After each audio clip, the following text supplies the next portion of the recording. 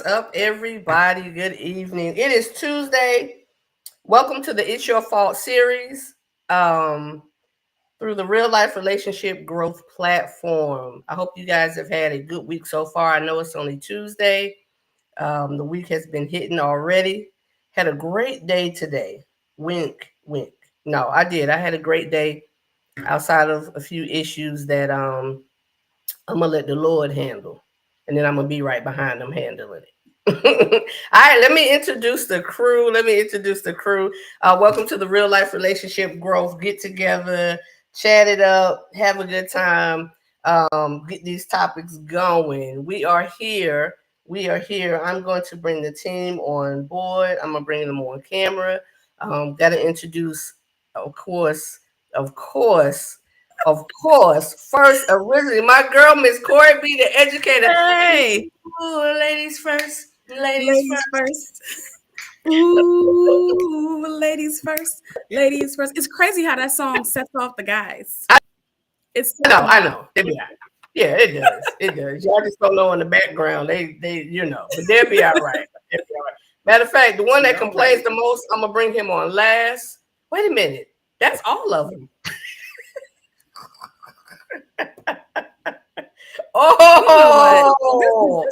Oh, yeah, he's coming on last. Let me bring on Mr. Tony of Uniquely Made. What up, cuzzo? Why is he? I just wanted to give y'all a glimpse of what my face looks like every time they sing that song in the background. I should have brought you on last. I'm here, people. I'm here. Let's get it in. Let's start some fires. Let's have some conversations. Let's do it. Let me move along. Hello, Mark. Hey, what's happening? Mr. Mark of Date Night Online. Yeah, hear me? Yep. Okay, what's going on? Yeah, we can hear you, brother. How are you? You know what the best part of that song? The best part of that song, though, for real, y'all, it's when y'all done with it. That's the best part of the song. I knew he was going to say that. Right. It's just a little hater. When y'all finish, that's the best part of that song. Corey, you feel that? All right. I do. A little bit hater in here. Exactly. Yeah. I thought I cold come down. But y'all know you be rehearsing. Y'all know how to rehearse y'all acts when y'all come on this thing. Anyway, and last, but possibly least. What up, hater? I mean, Jimmy. I don't know what you're talking about. I love that song. What's going on? What's going on? I actually love that song. I really do. I just like it when it's sung correctly. That's it. I mean, when there's some harmony, some unison, something going on. I like the silent version. I like the silent version they do. Corey. Till next week, sister. Of course. Right back at it. Next week, right back at it. We're gonna be right back at it. Oh man! All right, y'all. Of course, we are on episode 6. We're on episode 6 of the It's Your Fault series. We are in the talks and in the works of possibly extending this thing. If y'all want us to extend this thing, let us know. Give us some input, some info. Let us know what y'all would like us to do. But talking as a group, I think we would really, really like to continue this, have this thing to continue on. So I'm going to play. We don't have a scenario that I'm going to say tonight. I'm going to play the video. This is our scenario. This is going to be our topic, our discussion. I'll play it again, probably about halfway through this, so we can kind of refresh, regroup, and come back, especially for those who come in a little late. All right, here we go. Of good men. That's a lie. That's not a lie. That is a lie. Tell me. Listen, there's not a lot of good men who want y'all. I'm clapping for myself. Where the good men at? Like they hiding under a rocker in a cave. They everywhere. They at the gas station. They at Costco. They at Equinox. They at the bank. They walking right past you and you don't show up on their radar because of the way you are. They're going to walk right by you. Your pretty face ain't going to go too far because everybody's pretty. That's a prerequisite. So if that's all you got to offer, we're not looking at you. But there's plenty good men. They just don't want your ass. I ain't never heard no woman say, I know I ain't shit. When have you ever heard a woman admit to not being shit? She'll say, this man ain't shit. He ain't shit. He was bad. He was bad. He was bad. He was bad. But for the most part, every woman think they're a good woman. What makes you a good woman? Who's auditing that you're a good woman? You are auditing yourself. Why don't you ask your exes what they think? Because all your relationships diminished and ended in turmoil. Woohoo! My toes Listen. hurt. Huh? It felt like somebody stumped on some feet around here, boy. No. But I want to ask this question though, Donna. Uh-huh. And everybody on the panel. Did you all see the facial expression of all the women once he started to articulate? Absolutely. Yep. Did Absolutely. any of those faces look like I don't agree with you? Or did they all look like, oh crap, he called us? You came down my lane. Right. Knocked on Right. Right. Mhm. And so there, you know, obviously there was some truth to what he said. You know what I'm saying?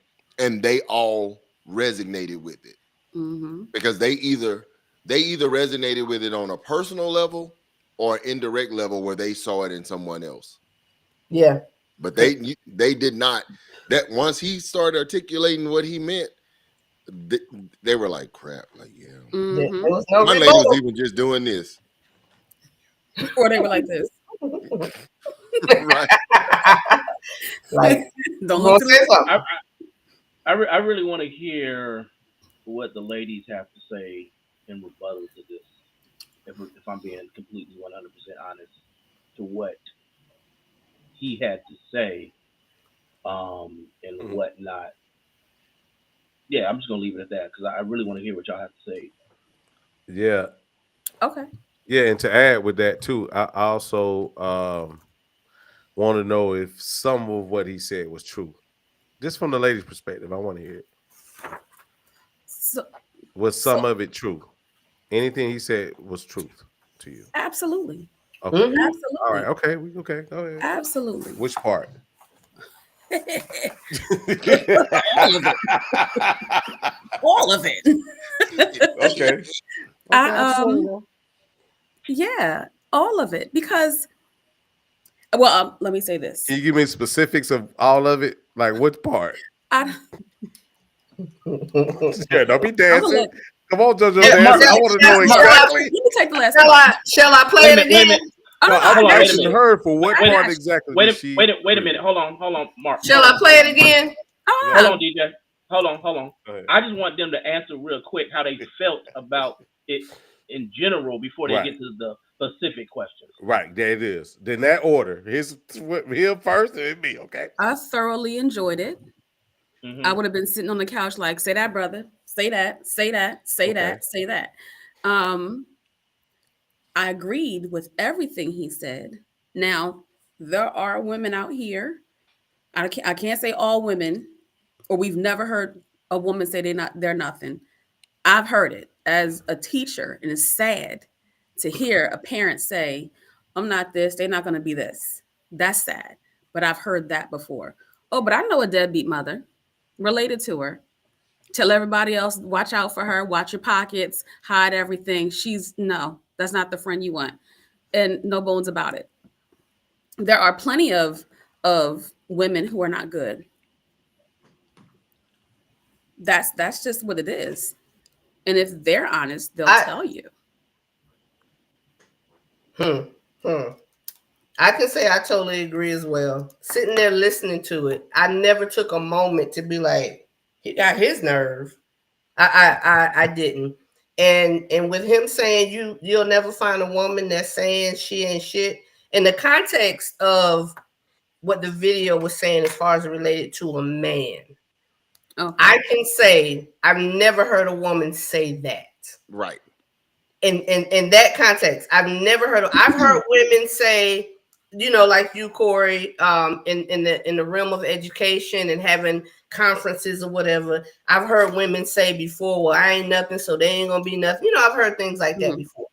But in the context of the video, what she was saying, I can never say. We will.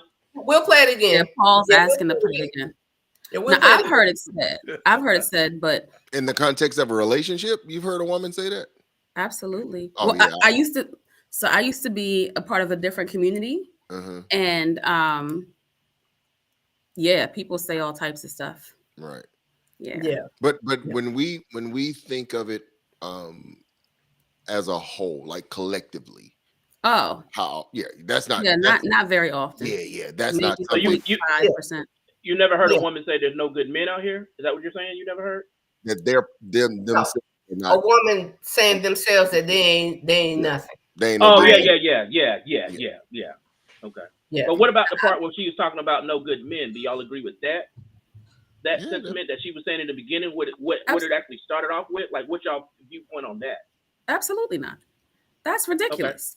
No, That's yeah, but absolute. there's no good men. The men she may have, and the men necessarily, particularly that we experience, Mm-hmm. and I'm gonna walk this thing down with that. It's very possible that the experience that this particular person may have had with the type of men that she had her experiences with can say they ain't no good. He wasn't this, and men ain't this. And that. But the generalization of all men is wrong. Yeah. The pool of good men is Right. There are no good men. That's when you have to start checking yourself. But again, it comes over to you ain't gonna say you choosing these knuckleheads because you a knucklehead. You choosing, you coming along, you dealing with these men that you're giving chances to, or there's something about him that attracted you. Because as a woman, I want a man that stands solid and firm. That's what I want. I want a man that speaks on business, and sometimes people look at that and they be like, "Oh, I want a thug, and I wanted this, and I wanted that." I don't necessarily want a thug, but I want somebody who can stand on business when he needs to stand on business. You want define edge. business. You want edge. Free, Edge. Well, protected, Well, I'm provided. saying if something goes down, right? If standing on business just means to me with that, if something goes down, he has my back, and I don't have to be worried, concerned, or afraid that When I'm you not say something, define something. He to had find your back something. smartly. Yeah, that's what he asking you. What you say, Cortland? Define something. That's what he asking you. Oh, He define has your back. He something. has your back smartly. Yeah, That's what would I he said. potentially need to have your back on that would give you the indication that he's solid and that he's standing on business? That's what I want to know. Okay, one example. Mhm. One example. If I'm in a situation or position that I can't handle something, if I can't, okay, let's just go financially, Okay. right? Okay. If I'm in a situation or position that I can't handle something financially and I need some help, just Mhm. one example, Mhm. and I can go to him and say, "Babe, I'm short. I can't do this. I need that. I need help with this." Regardless of what he has, regardless of his dollar amount or whatever. If he says to me, "Babe, I got you. We're going to do whatever we got to do to get what you need." That for me is standing on business. One example of standing on business. Got it. Now I agree to an extent. Mm-hmm. It would be my differentiating factor. If you are a woman that stands on business Mm-hmm. and you are normally good with your finances and some unforeseen situation happened Mm-hmm. and I'm your man, I got you. Mm-hmm. But if you're not a person that is financially sound, Correct. you ain't gonna get got. Correct. I'm just, yeah. I guess I won't be standing on business because that's you know what I'm saying. So No, I agree with that. I because agree with that. I think a lot of women will say something similar, but they won't add those nuances in there. Right. And then they get pissed when the man puts those nuances in there. Bro, Right. look, I don't give money to my brother who bad with money. This Mm-hmm. Negro don't pay his bills, but he'll go shopping. That's stupid. Right. How you got, a Louis bag, but you can't pay your cable bill? Okay.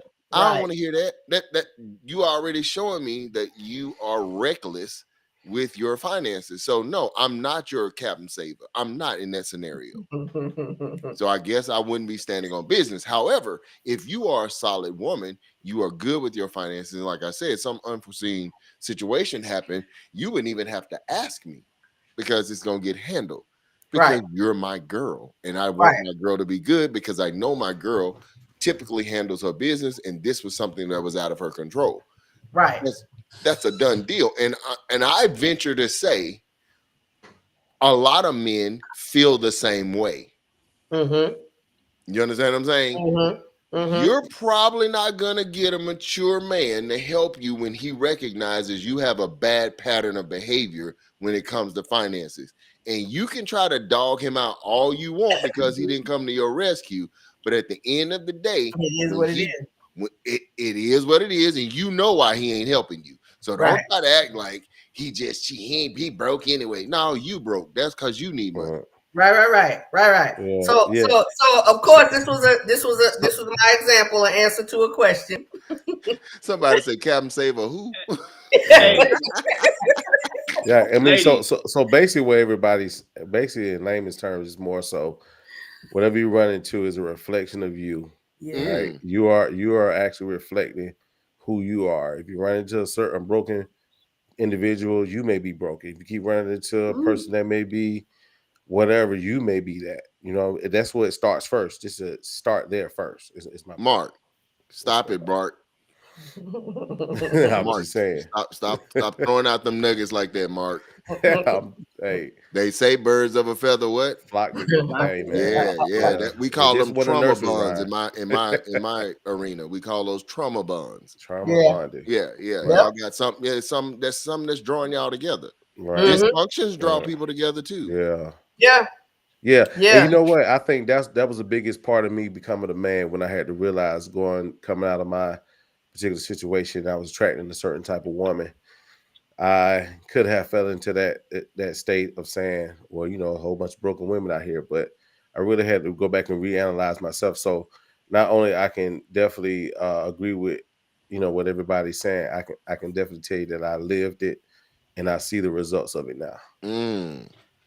Donna, we got a lot of people wanting that video played again. So can you play it again so people can get the context of what we're talking about tonight?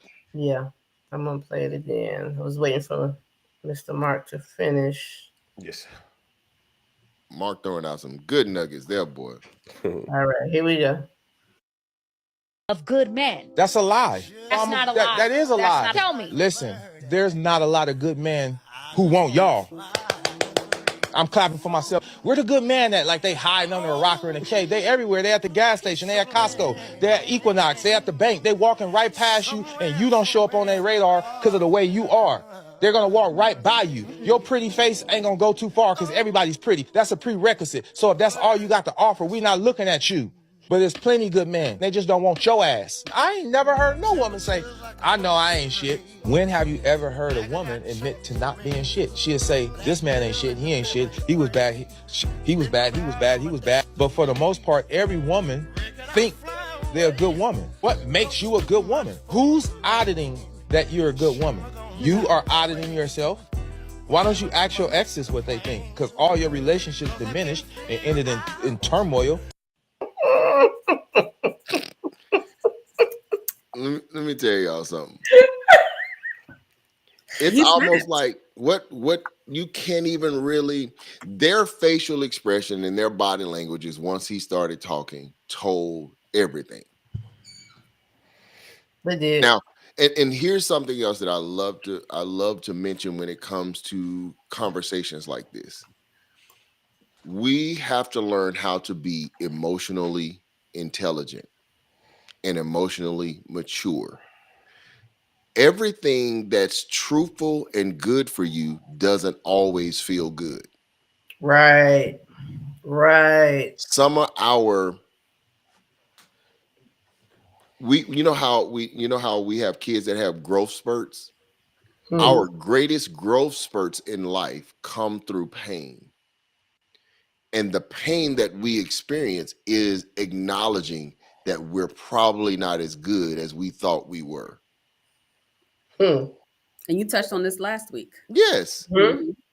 when we come to that realization, crap, man, I, I thought I was better than that, or whatever, and then when you acknowledge that you need work, that's when you can start to work on something. But if you never can admit something's wrong with you, you will never change.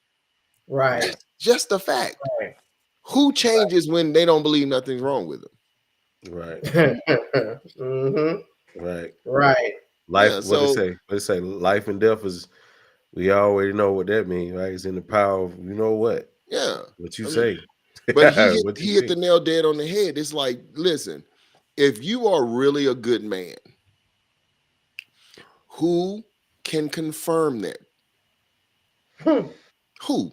Somebody should be able, somebody that you was in a relationship with should be able to say, you know what, Jimmy was a good dude. Unfortunately, we just didn't vibe together, but I can't say he's a bad guy. Cortland is a good dude, Mark is a good, somebody that I was in a relationship with should be able to verify that, right? But notice how they look when he said, ask them people that you used to date. All them heads drop. Because you know what them folks gonna say. Because you know how you are. You know what I'm saying? And men are the same way. This is not just isolated to women. Men do the exact same thing. Men do the exact same thing. I guarantee you, between the three of us, the males on this panel, I guarantee you we can think of about 50 dudes we know ragged in a mug. We know about 50 dudes we would not introduce to a woman whom we believe is a good woman. No, I stay out of it. I stay. You know out what I'm of saying? No, I'm saying introduce. I No, ain't that's what I'm saying. saying. I just right. Even from the introduction. Yeah. I'm not, because This you I already do. know. You already know what you're dealing with, and it's like, nah, I ain't. I stay neutral. Paul Rogers is actually Claudette, female that's responding. I'm never gonna say that I ain't shit. Ever am I capable of doing something shitty things? Yes. Am I capable of doing some shitty things? Yes. Well, Paul, I think you. I understand from your perspective, but we're not talking about someone having the ability to do something wrong. We're talking about a person that has a pattern of behavior of always doing something wrong. Right. That's what we're talking about. Right. You know what I'm saying? Like for instance, from the male perspective, if all you do is run through women, that's all you do. You know what I'm saying? You play them to the left. You get all you can get out of them. You're like a succubus. You just take. SAT word. That's what we're talking about right there. We're talking about that type of individual. Right. Okay. There's a question on that. It is a question. Mm-hmm. If we need other people to confirm whether we are good or bad, isn't that a problem? Don't we know ourselves and can't lie to yourself? Not really. You can't lie to yourself. Not really. What? No. You shouldn't lie to yourself. Yeah. A lot of people lie to themselves. Yeah. Right. You shouldn't lie to yourself, Paul, but a lot of people lie to themselves, literally. Yeah. And no, you don't need anyone to confirm whether you are good or bad. We're talking about from the context of you're always in a failed relationship, but you keep saying you are a good woman or a good man. That's what we're talking about from that lens. So even let's just say, hypothetically speaking, you are a good man or a good woman, but you keep going through all these failed relationships. Maybe you are a good man or a good woman who does not know how to pick a significant other. So there's still room for growth in that person's life. Right.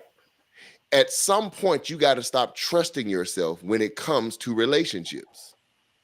And you got to go back and do a deep dive into why you keep choosing the wrong type person.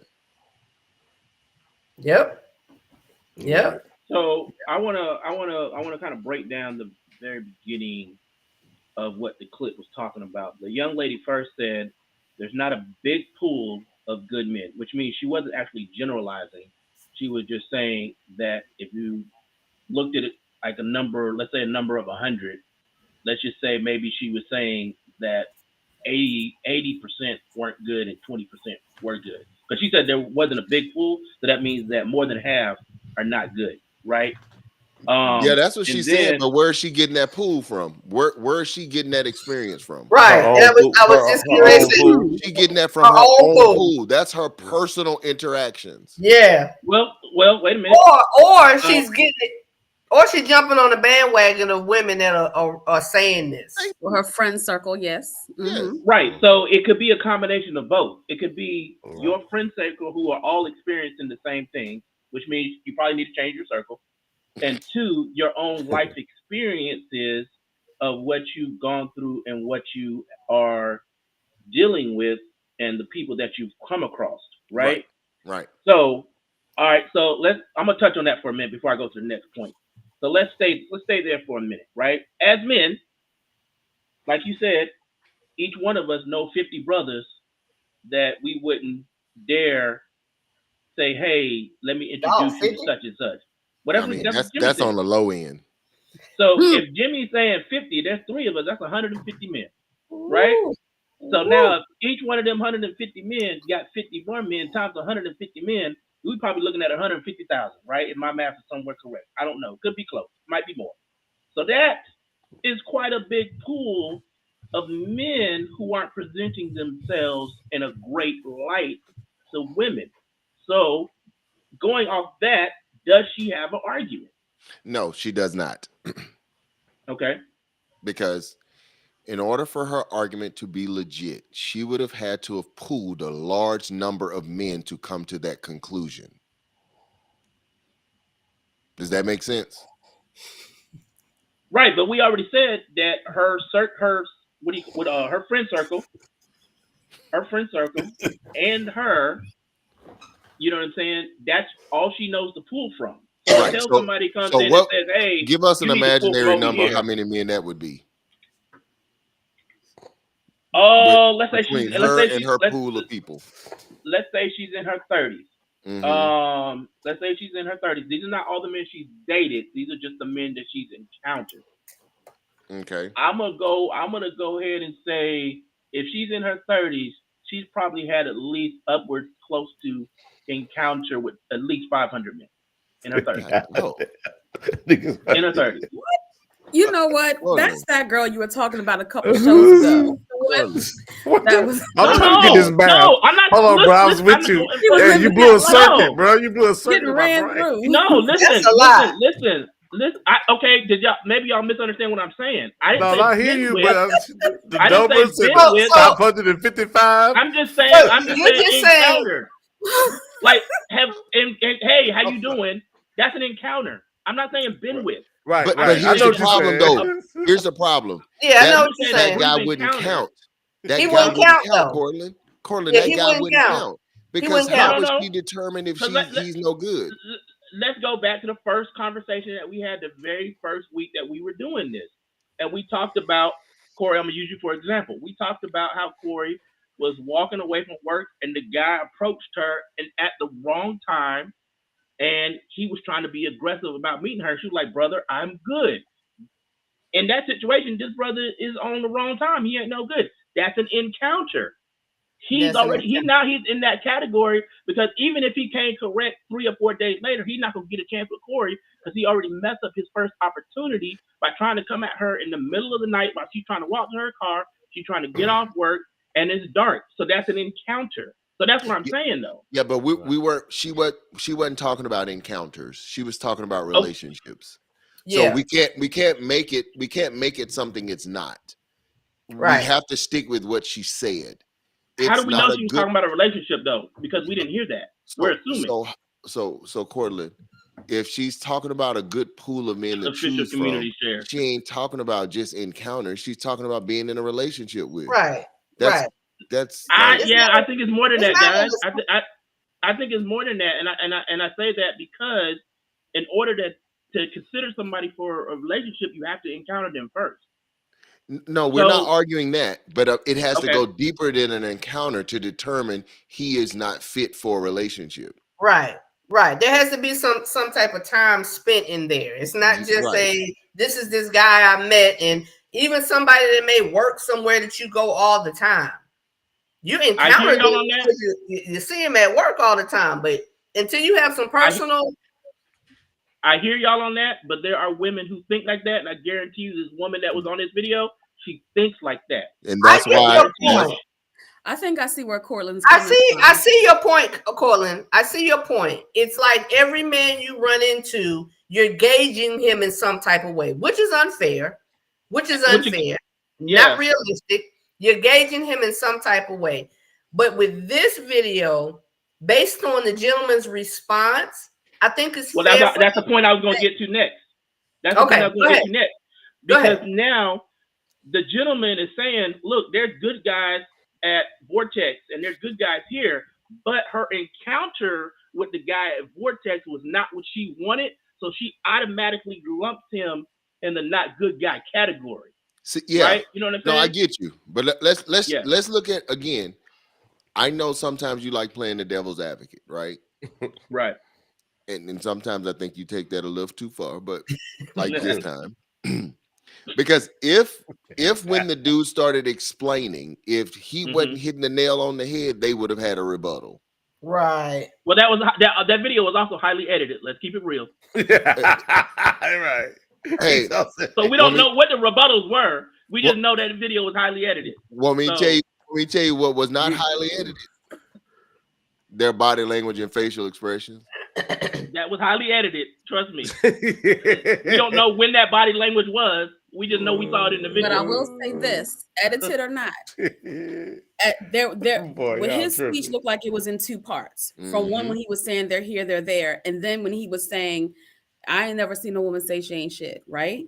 In his speech, he wasn't interrupted because we would have heard that. There's no way you can edit voices over not with what they were doing, not with, I'm sure their podcasts, they're not doing that. But he had a long little thing there. Joy, oh my gosh. What's up, Joy? Lord. He got that off his chest. They couldn't say anything. Right. Well, that's why I was saying I wanted to see the full video, because that was just a reel. On a reel, you can kind of edit that thing in the way you want. No, I agree. You know what I'm saying? To make it sound and look the way that you want it to look. And I'm not disputing what the brother was saying. I'm not saying he was getting the point. All I'm saying is I'm just trying to give us more context to think about. And usually that type of woman that was speaking in that situation, she's not looking at relationships, because 9 times out of 10 she never even got to a relationship. She's looking at the encounters that she has with men and the type of men that she's automatically putting them in a box. And I see where he's coming from. Yeah, me too. Like, that's why this ain't no good guy. No, I see where he's coming from. Even for him to pivot to that side, I can see what he was just kind of broadening the context of the video. I see why. Because for a minute, brother, you know what I'm saying? I was like, when you start doing the 550, we'll only make it to the land of whatever. You know what I'm saying? That's why I said not people she's been with, man. Yeah, but that. If you have a woman or a man, for that matter, that is thinking that way, they will never win. Right. Because first of all, if you haven't gotten to know a person, you cannot make a determination on what type of individual that person really is. And you have to also consider this based on Cortland's theory. You got to consider all the men that may have tried to approach her and she just wasn't attracted to. She didn't already rule them out. Right. And she don't know if they were good or not. Or the job they had, or the car they drove. My point exactly. So what we're saying is, and what that dude said was, and this is the other thing that we discussed before we went on air. You have to look at all those factors to give credibility or discredit what she was saying, and to affirm what that other guy was saying. Because what the guy was saying was, how many men have these women looked at that didn't meet a certain criteria with the eye test? You know what I'm saying? He wasn't wearing brand name clothes. Right. He wasn't driving a brand name car, or whatever, he didn't look a certain way. So they instantly he probably was even invisible to him. They probably didn't even notice it. Right. You know what I'm saying? So don't sit here and say there aren't any good men. There are good men, but then you also have to account for the good men who may have met all of the criteria that she has for a man, but when he saw her, he was like, Mm-mm. I heard her talking. Mm-mm. Yeah. I see how she dressed. Mm-hmm. You know what I'm saying? So, Yep. so you can't. That's just like men can't go around here, man. Ain't no good women. No. It's just the women you are running into and the women you're potentially attracted to.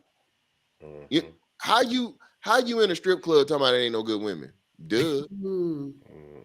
I mean, Mm. they ain't loyal. Like, of course, look where you at. I mean, yeah. I mean, what's gonna be the odds you about to pick you a diamond out of the rough there? You know what I'm saying? Right. Come on, bro. I mean, we have to be honest with ourselves. Mm-hmm. Mm-hmm.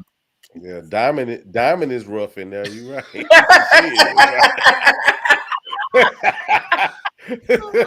Diamond is definitely rough. Oh man. Listen, I know Joy. Joy. I don't know if Joy saw the video, but if she see that video, I know Joy gonna have some comments. I know. Yeah, Joy, you was late. You right. You was late, Joy. You missed the video. Oh yes, Corey. Go ahead, babes. I saw your hand. Hey, real quick too. Like if y'all watching it, like the video, share it. You know that helps. Oh yes. Hey, can we drop the video in the comments? Yeah, drop the video in the comments. It. Donna, copy it. She said I didn't see it. Dang. Yeah, can you copy the link and just drop it in the comments so everybody can look at it at their own pace and then they can kind of know what we're discussing. So one thing I like about the video, well, I know what she's talking about when she's saying there's no good men. She's talking about undesirables as well as her experience. So the undesirable may be for her, the man down the street with one arm who might own a business, but she likes to be held a lot. So that might not work for her. She might be talking about the dude that's not dressing the way she likes him to dress. But I want to say one thing. People always say, men are visual. Men are visual. So are we. Everything she was talking about. Leave me alone. Everything she was talking about. It's visual. A lot of it's visual. We are visual creatures too. We want y'all to look some kind of way. We sure are. Us. We sure are. Right. Right. But you're not lit. It's the difference is you guys. Hold on. Who told you that? Yeah. Who told you that? Yeah, come on. Because you see a pretty woman. You don't think that women are led by what do you say, Mark? You said you don't think women are I said, well, I didn't. But first of all, I'm trying to process it. I haven't just decided that or not. Hold on, yeah. But what I'm saying to you is that I'm sure y'all have some type of vision you like to see. I think women are very tangible. They like to see things, right? I can definitely say that. Y'all are all right being visual, but when we say we need you to be 6 feet tall, come on, man. Like we're visual too. Kevin said, come on, Corey. I think women are more visual than men are nowadays, if we're being honest about it. Women have always been more visual. Yeah, they just now are vocal about it. But we had to always look for the other things that come along with it. So you women have always been visual, but they didn't. I wouldn't disagree. Just like men have always been visual, not right? Women. But the deal is, they are now vocal about it now. They're telling you what they've always thought. They're just saying it now. Back in the day, women didn't say it. They were tactful enough not to say it. You know what I'm saying? No, tall, dark, and handsome has always been a thing, but they meant dark-skinned white people, not black people. But tall, dark, and handsome has always been out there. The entire package matters. Keisha said the entire package matters. Absolutely, but it seems to be okay for men to be visual, but not women. Keisha said it right on. She said the entire package matters, but we all are attracted initially by visual. That's because visual. I mean, yeah, nobody. Well, are they led by? But are they more so led? Though. I guess my question. He said led. Okay, my question would be: we're going to act a whole other way. Absolutely. Yes. Okay. Can I get the question out? I haven't even formulated the question before you answered it. Sorry, go ahead. Jeez. So my question is, and I'm just trying to get an understanding. My question is, so we're saying that women are more visual than men are? Are we led by vision more? I'm just asking. We didn't say Like, that. is that what leads us to for the most part? As you know, Yeah, we're not I'm sure saying that they're y'all are more visual. visual. We're just saying that they are Oh equally. no. I'm asking that. I'm just asking. Yeah, I think they are. That's I'm talking clarification. Yeah, I they're think they are equally. nowadays. He said things. Yeah, I think they're equally visual. Yes, equally I'm 50. visual. I'm Okay. 54 years old. I'll be 55 in August, right? I can clearly remember when I was going to the clubs, and me and say I'm walking in the club and it's 4 dudes behind me. You could clearly see the one guy that the women were looking at with their mouths open, and you could clearly see the men who they were not even remotely trying to make eye contact with. So they're equally as visual as we are. I would say more so now than back in the day, though, because going off what Jimmy was just saying, the guy who had the right amount of game was the one who was able to go home with the woman. Now, it don't matter what your game is. You know what I'm saying? Because she's looking at you from the shoe game to the top of your head. You know, and she's assessing all that nowadays. To where back then, it was just like, yeah, you could have one guy that stood out, but if my gift of gab was better and I approached her at the bar and I could make her laugh and all that other kind of good stuff, then you know what I'm saying, 9 times out of 10 back then she was gone. Now that don't necessarily work so much. Now she's Right. factoring a whole bunch of other things. That's why I'm saying I think women are more visually led now than they were maybe 20, 30 years ago. I just told my age, but don't know about Donna, can you put up Joy's comment Joy. where it says visual first, substance second? And for some people that may vary, because I know there's plenty of dudes out here that And see, Oh, my. what I was doing, I was formulating the question to gain understanding, because sometimes when you hear certain things, you have to go back, filter it to reprogram. So that was more of a question. Never thought about it. You know, I always know what I heard, but I never thought about it. You know what I mean? That humor I used can to definitely get him, see- boy. see those. That Well, humor used no. to Yeah, get him. that's right. So Corey, remember But- this. Remember this. Even back in the day, we knew this. We knew that the attractive dude was gonna get first dibs. We knew the average looking dude that could make her laugh was gonna get second dibs. That's just how it worked. So that's why most guys learn how to speak and learn how to have a sense of humor, because the lady, they knew you could, once you could make them laugh, you had a chance. You could get in the door. Once you could say something creative, stimulate their brain, you could get a conversation. She may not have looked at you first, but boom, you piqued her curiosity with your words, and now you got her. We know this for a fact. It is scientifically proven. Women like what they see and what they hear. Correct. That is correct. So okay. So with that being said, okay, what they see and hear. So at what point does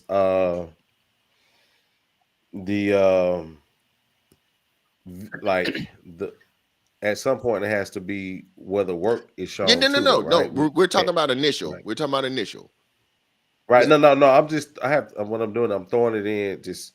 I'm actually processing, but also remember we have people watching us, so I want to just kind of further it just a step further. But yes, I agree. Yeah, I see. Keisha said it bit. Yeah, because Keisha said, yeah, because you both can be fine as hell, but can't hold a conversation. We're out. Because after a while, now something deeper than that initial encounter has to kick in place, right? Yeah. Because at first, when you first see somebody, you don't know what their moral value system is. Right. You don't know what their value system is. You just going off of straight attraction. Physical. Right. You going off of attraction. And then the second thing you going off of, man, was that a good conversation? They call it vibing now. Well, we was vibing. Back in the day, all we said was conversation was good. We had a great conversation. So we sat next to each other for most of the night, laughing and talking, getting to know each other, right? Well, that leads to date number 2. That leads to date number 1. Now let's Right. do something outside of this initial place where we met. And so now you start to see, do we connect on some other level other than that one night? Was that a one-hitter quitter or whatever, And like Mark was saying, then you go into the deeper things. Okay, are we compatible? Do we like the same things? Blah blah blah blah. We go on down that line. So yeah, but the initial So is physical for both male and female. let me ask you a question. And I think Mark, I'm sorry. Mark, can you please share it to my Facebook page? I couldn't find you for some reason on there. You can take it off Corey. Corey, send it over to her. For some reason, I The can't. video, okay. Just Corey, let's send it over. so. Speaking on that, and this was something that we was talking about a little bit earlier in the conversation, as far as like you being the type of people that you date or the type of circle that you're around. Like you may actually be a good person, but you keep attracting the same type people, or you keep dealing with the same type people. So let's say that you meet somebody, you guys are getting to know each other. And let's be honest, we all know everybody puts on a facade for 6 months to a year. Yep. You know what I'm saying? I always say give people 6 months to a year, because at some point that paint is going to start to peel off, right? So people put on a facade for 6 months to a year. How do you determine whether this person is the same type of person that you've been dealing with? Because they can be the same person, just in a different skin. Well, honestly, and I'm gonna be truthful with you.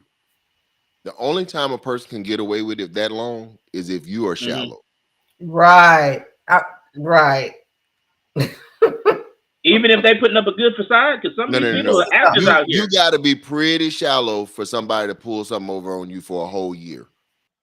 And there were no flags. Yeah. You missed all of the telltales. You know what I'm saying, bro? Right. You're ignoring them. Exactly, because they are offering. Well, you compromise too. People start because they offered you something that you needed, right, and you overlooked red flags. Everything else. And that's the part that most of us as males and females don't want to admit. We don't want to admit that the reason we stuck with this dysfunctional person as long as we did is because we were equally dysfunctional. They had something we needed at the time, and we were willing to sacrifice everything else to get that need fulfilled. Okay. Yep. We allowed it. So we're not having those deep conversations. We're not having conversations that would potentially wreck, or mess up this need I have that they can fulfill. So I don't want to know. You ever heard somebody say, I don't want to know? Like, yeah. Hey, you know what? That comment right there. Damn, put that comment back up. I want to say something to that right quick. People show you exactly who they are. Just pay attention.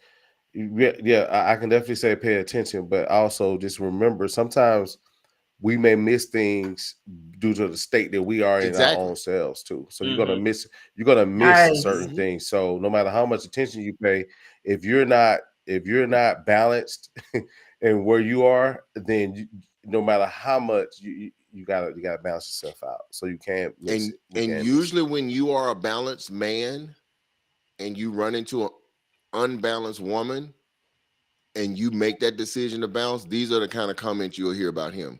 Oh, he couldn't handle me. He wasn't no strong man. Right. And then here's what you'll hear the man say. See, she was controlling. No, bro. She just had a standard that she wasn't gonna allow you to take her beneath. You were not meeting the task. Dude, you 35, 40, 42, and you don't have your own car. That's problematic. You 35, 37, 38 don't have your own place to stay. That's problematic. And when she deduced that, hold on, bro, it's more to these sad stories you telling me. We can't get pissed with people when they really see us for who we are, because they start paying attention. But that's when we are dysfunctional, we get mad. You know what I'm saying? We get mad, and now we want to make them sound like they the bad guy or bad woman because they recognize what they was dealing with. I always tell my female friends, if you have a house, a car, and a job, you don't need to date a man that's bringing less than 2 of those to the table. And depending on where you're at in life, you don't need to date a man that's bringing less than 3. That's not bringing all 3 of those things to the table. Not saying that he got to make a whole bunch of money or make more money than you, but that's problematic when he's still living on his grandma's couch and you got to go pick him up for every day. You know what I'm saying? So like, you know, I think you're just asking for issues because you're overlooking what is super visible, but it's not always that easy sometimes. But like you guys said, if you haven't necessarily dealt with things in your own life, then you'll overlook something in somebody else's life because that person is feeling the need for you. There you go. And I've said this to guys. I'm like, man, listen, everybody at some point or another in their life falls on hard times. That's reasonable. That's acceptable. But I believe that if you are in the state of hard times as a man, and guys, the 2 guys that's on this panel with me, you tell me how you feel about this statement. I feel like that as a man, if you've fallen on hard times, I think that is the worst time for you to be trying to date a woman. Get on your feet first. Mm-hmm. Yeah. I've said that several times on my platform. I mean, so many times because, you know, you could definitely. There's a responsibility when you're trying to impress a young lady. You know, the responsibilities is going to be definitely financial. So you don't want to spend the light bill and you're in the dark, but you fool because you just took her out. Here's the crazy thing, though. You know what I mean? It doesn't balance out. Right. And so I'll say this. But then again, and fellas and those that may be down, you know, just to give you a word of advice who still try to date, just do this. You can get out of the hole much faster if you just hone your own energy into yourself and what you need to do. Guess what? You'll be out of it, and guess what? They still gonna be there. The women are not going nowhere. Here's the crazy thing, though, is that a lot of these guys that are in this situation, they always get the women who have surface level, I'm gonna say it like that, stuff together. They don't have a pot to piss in, but surface level, she got her stuff together. Now mentally that might be another story, but surface level, if I can look and see like, oh dang, she got her stuff together, how he pull her? You see what I'm saying? It always winds up like that, but then there's that cycle because now when he start messing up or that paint start peeling off his face and that mask start falling off, all of a sudden there ain't no good men out here. And now the man who is actually a good man, she, you know, encounters her and it's like, he got to make a decision. Am I going to pick up these pieces? Or if I'm going to be like, nah, you need to work on you. Let me go over here. You know what I'm saying? Right. So now it even furthers her argument more because now the guy that she wants is not going to approach her. So now she's going to say even more, well, ain't no good men out here. No, you just don't have your stuff together because you let somebody mentally screw you up because they weren't where they needed to be, and you let somebody take your energy that shouldn't have been taking your energy. There you go. Oh wow, Jimmy, that was me. I hit rock bottom, and the trauma alone kept me from attempting anything. Yeah, I mean, well, I'm not talking about just being in that state of depression or frustration or whatever it was. I'm talking about even the acknowledgement. Okay, I'm not in a position right now to be dating. Yeah. Let me get myself out of this situation financially, emotionally, you know, mentally, and get myself up and running. You know what I'm saying? Before I start entertaining a woman trying to date her. And so that's from the perspective I was talking about, Kevin. Yeah, because I mean, you know, at some point all of us have gone through something. You know what I'm saying? And for those both men and women, if you happen to find somebody that will accept you when you at your lowest, do all you can to treat that person right. Because those come dime a dozen nowadays. Well, let me rephrase that. Those are very scarce nowadays. I didn't mean dime a dozen. Yeah, because you won. You know what I'm saying? You can't even get a dozen no more. I'm gonna say this. I'm gonna I'm gonna say two things. The first thing I'm gonna say, why well, I'm gonna say that second. The first thing I'm gonna say, as far as like if you find somebody on that level, if you can, and I know it's scary because people don't want to lose possession sometimes.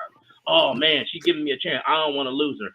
If you can, just be open and honest with her. You know what I'm saying? You don't gotta let her know everything, but be open and honest and form a friendship. So that way you don't have that responsibility. Form a friendship with her. Let her know, like, hey, boom, I'm trying to get X, Y, Z together before I take, move into the realm of dating, because dating is a huge responsibility.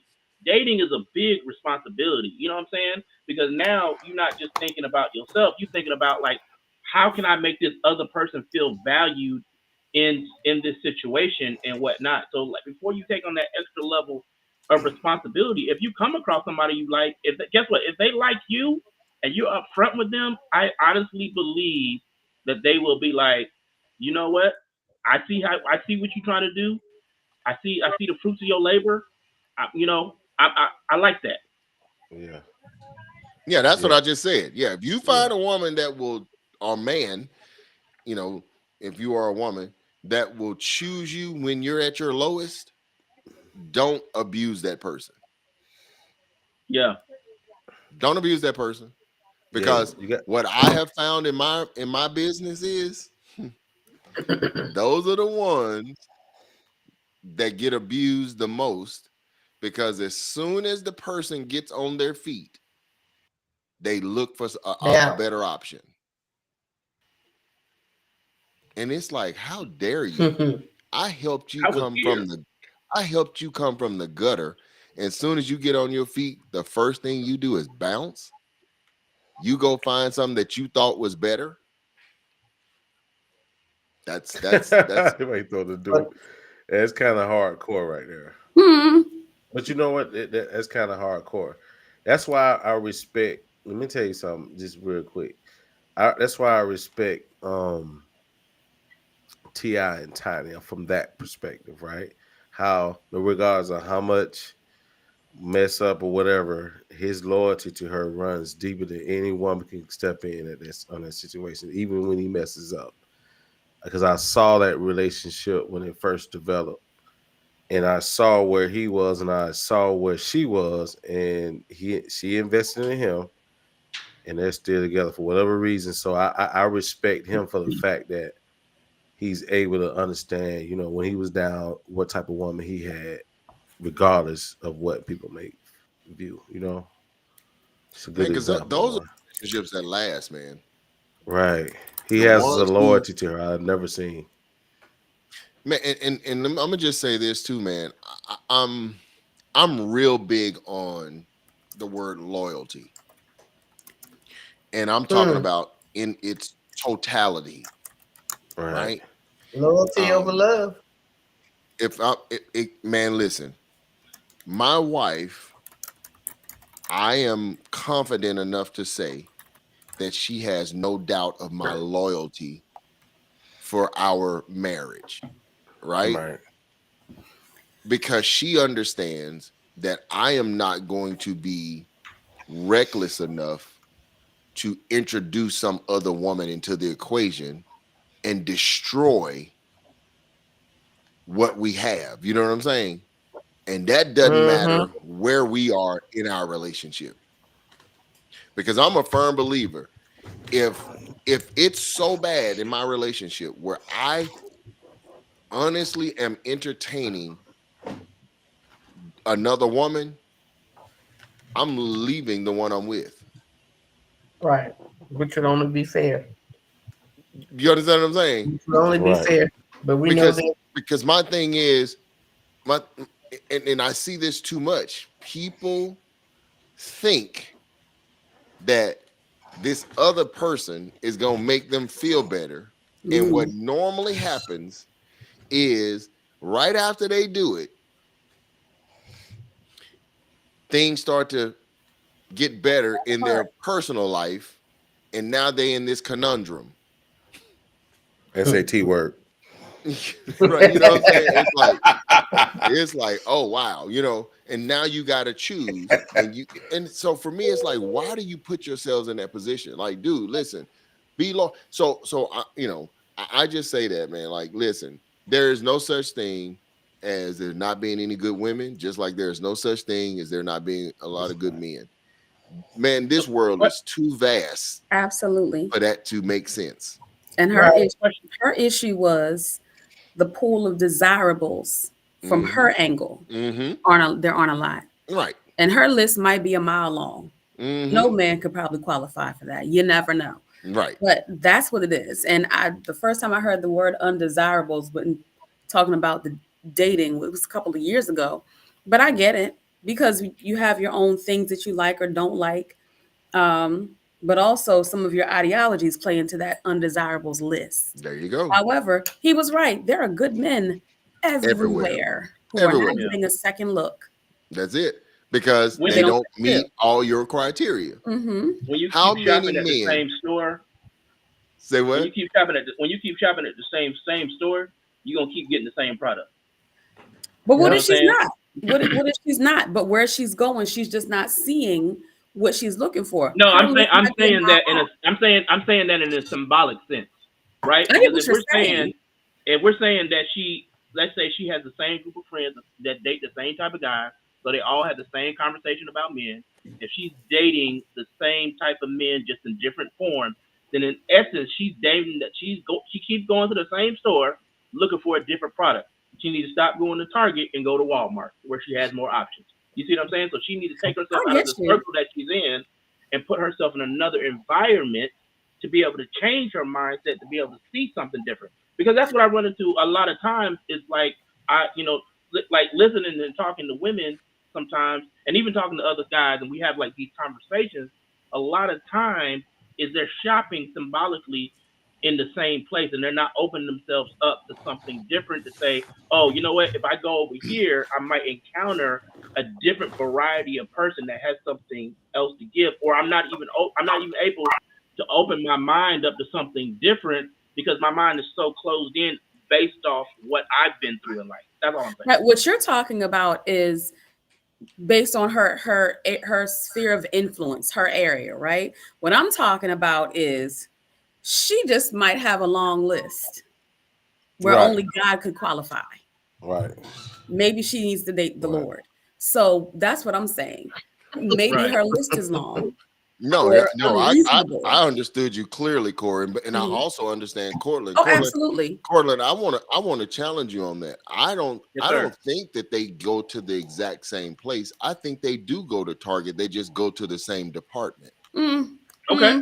mm. Okay. See, because here's the deal: birds of a feather truly do flock together, and you feel like a fish out of water when you try to go delve into areas that you don't belong, because you stand out like a sore thumb. But It's I'll like say this, Jimmy. it's like me walking into I'll say this, Jimmy, because I think Mark. Can't hear you, Mike, Mark. You're silent, brother. Mark, can't hear you. You're silent, brother. Tap your mic, brother. hold Tap on your a mic. second. There you go. You back? No, it's going in and out. I heard him a No. little bit and then it went out again. But you guys, the video was on Donna's page, Wall Donna. Okay. If you All didn't right. know, the video is up. I'll say this, Jimmy. Walmart tea and Target tea don't taste the same. If you're buying the same brand, If you're buying the same brand, it does. Okay. see what you're assuming is they go into a different location and looking for different brands, but they're not. They're going to different locations and they're looking for the exact same brand. Okay. So Okay. you can take a woman that's distorted from Atlanta and you can move her to Washington D.C. She's still gonna look for the same type guys because that's what she's Right. attracted to for whatever those reasons are. You can move her from Washington D.C. and take her to Florida. She gonna find the same type dude in Florida. You can take her from Florida and take her tail all the way to Alaska. Some kind of way she gonna find the same type dude in Alaska. Let me tell you. And that's Let me tell you how that's she's just like a not. man. Let me tell you how she's not going to. Because I gotta put this point. I gotta put this point in here. And Kevin said it. I always say he did the ding ding ding part. Mm. She's gonna get some counseling. That's right. Yes, sir. She's Where's going, your bell, Donna? going to be accountable. She's going to find a place in her life where she needs to be accountable. And She's going to he too. So we're gonna say no. both of them. And a man that's not gonna look for the same type woman need to do Yes. the same thing. Right. Keisha's got a good point You're gonna too. take some accountability. Say that again, Cortland. I said Keisha has a good point over here too about the fantasy. People buying into fantasies. Oh, definitely. Yep, I saw that. It moved so many people. Is it this one? True. Yes, I think too many people, men and women, have bought into the fantasy of what their person should be due to the noise of SM. I'm assuming social media displays. Some of the most amazing people are not shining with a bunch of stuff, but people don't check for people unless there is. That's true. Right. Keisha, you hit that on the head. That's right. And that's what's crazy, because a lot of the rhetoric that we're hearing online, you know what I'm saying, from people on social media is coming from social media. Exactly. You know what people I'm saying? Saying crazy things for some likes. Yeah, and it's hot button topic. So it's popular to go out there and say, well, ain't no good men out there. The pool is that because somebody said it and they blew up and we got 50,000 views, and somebody else said it blew up and we got 1 million views.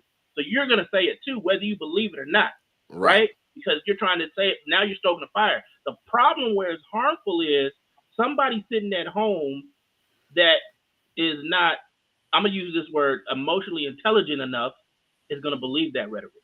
Right. And they're gonna start to buy into those things. That's where it's harmful.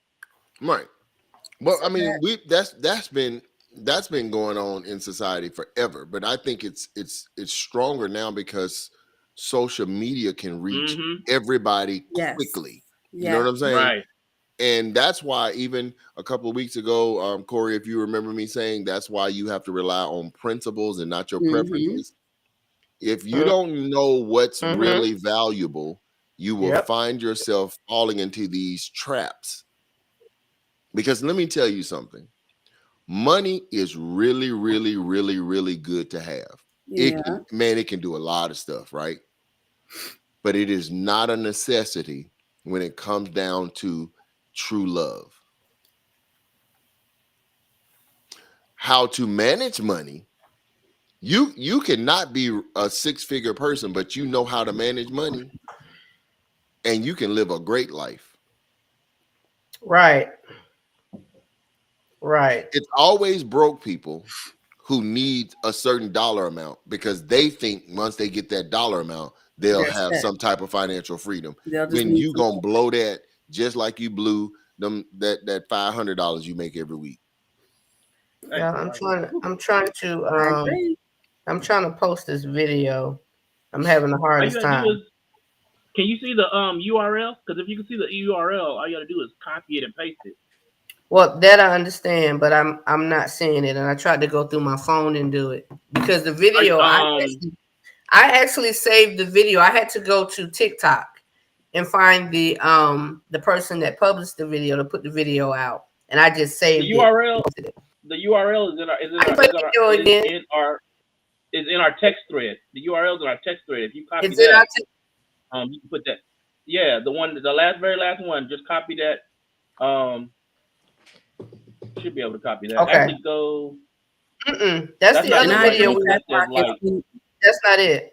We do need to put the phones down. That's the other video we were talking about. The one that was just posted. The one that we were discussing before we went on. That we said we're not. So don't worry about it. Don't worry about it. I'm gonna play the video again. I'll play it again. Okay. It's actually on my page. It's Wall Donna. It's on my page. I'm sure Mark will more than likely have it on his page. Corey, I believe it's on your page. Mark is having some technical difficulties, so he's popping in and out. But let me do this. Let me play the video again. Let me play it again. Here we go. Pool of good men. That's a lie. That's not a lie. That is a lie. Tell me. Listen, there's not a lot of good men who want y'all. I'm clapping for myself. Where the good man at? Like they hiding under a rocker in a cave. They everywhere. They at the gas station. They at Costco. They at Equinox. They at the bank. They walking right past you, and you don't show up on their radar because of the way you are. They're gonna walk right by you. Your pretty face ain't gonna go too far because everybody's pretty. That's a prerequisite. So if that's all you got to offer, we're not looking at you. But there's plenty good men. They just don't want your ass. I ain't never heard no woman say, I know I ain't shit. When have you ever heard a woman admit to not being shit? She'll say, this man ain't shit. He ain't shit. He was bad. He was bad. He was bad. He was bad. But for the most part, every woman think they're a good woman. What makes you a good woman? Who's auditing that you're a good woman? You are auditing yourself. Why don't you ask your exes what they think? Because all your relationships diminished and ended in turmoil. Yeah. When that first clip before he said women ain't shit, he was not getting interrupted. He wasn't getting interrupted. Mm-mm. Whether it's edited or not, he was not getting interrupted. And Everybody again, whether man or woman, Mhm. you're not gonna say it. You're not gonna say it. Right. If you're not in a place where you're trying to heal, Yep. if you're not in a place where you're trying to be productive and you're not saying, you know what, I'm tired of the foolishness. I'm tired of everything ending up the same. I need better. I want better. I got to do better. And I got to start with me. So whether the dudes were silent, whether the females were silent, it's the same thing. It's the same thing. You have to take responsibility. There has to be some accountability. And you have to make a decision that last relationship, the one after that, the one after that, the one after that. Dang, who is the common denominator? That's what I was just about to say, Donna. Who is the common denominator? You were the only person in all those relationships. Right. So you were the only person. You're culpable on some level. Yep. Why can you not see that? Right. Even if it's on the base level of you keep choosing the wrong person. Let's just start there then. Yep. And you can be the greatest person in the world. I just got to reiterate. You can be the greatest person in the world. And I think Cortland said it earlier. You keep choosing the wrong woman. You keep choosing the wrong man. So it's time to sit back and be like, you know what? What am I doing? May I interject? Sure. It is also possible, and I'm sure it's not going to be the rule. It's probably going to be the exception. Sometimes there's another person in the couple, they just don't want to be there anymore. Mm-hmm. So they might start acting up because they don't want to be there. And this person might just be a good person. They might be the one that's doing everything right. And they didn't got messed over. They got themselves some counseling. Ding, ding, ding, ding, ding. And they meet somebody nice. And that person decides, I don't want to be there. Just want to say that because there's going to be somebody like, oh, well, everybody isn't. I'm not. Okay. Of course. The exception, not the rule. And that's the truth. Listen. People can potentially grow apart. Mm-hmm. I've watched that. And what does that look like? People who initially got together on a trauma bond. Mm-hmm. One of them got healed. Mm-hmm. The other one refuses to. And I remember even when I was going through the courses wondering, why would a person choose? Mark just don't want to be here. Yeah, I know it. Why would a person choose to stay unhealed? And I heard somebody articulate this, and it's comfortable because that's where I'm putting this on the screen because they get the most attention as a victim. So say it again. They're comfortable with being in dysfunction because that's where they get the most attention. It's comfortable. It's comfortable, and it's also a safe zone for them because they already know what to expect. Yes, they're familiar. Once you get outside of that box, you're in new territory now, and now you have to deal with something new and something whatever. But I'm gonna say something. I don't know if this is gonna start a fire, but I'm gonna ask a question. It probably is. He's hoping for it. I know he is. Let's do it. Gasoline. All right. So Jimmy. You're the only one on this panel that's married. Mm-hmm. And I'm presuming that every person on this panel sees themselves as a good person. Right? Mm-hmm. So the question that I have for the group is,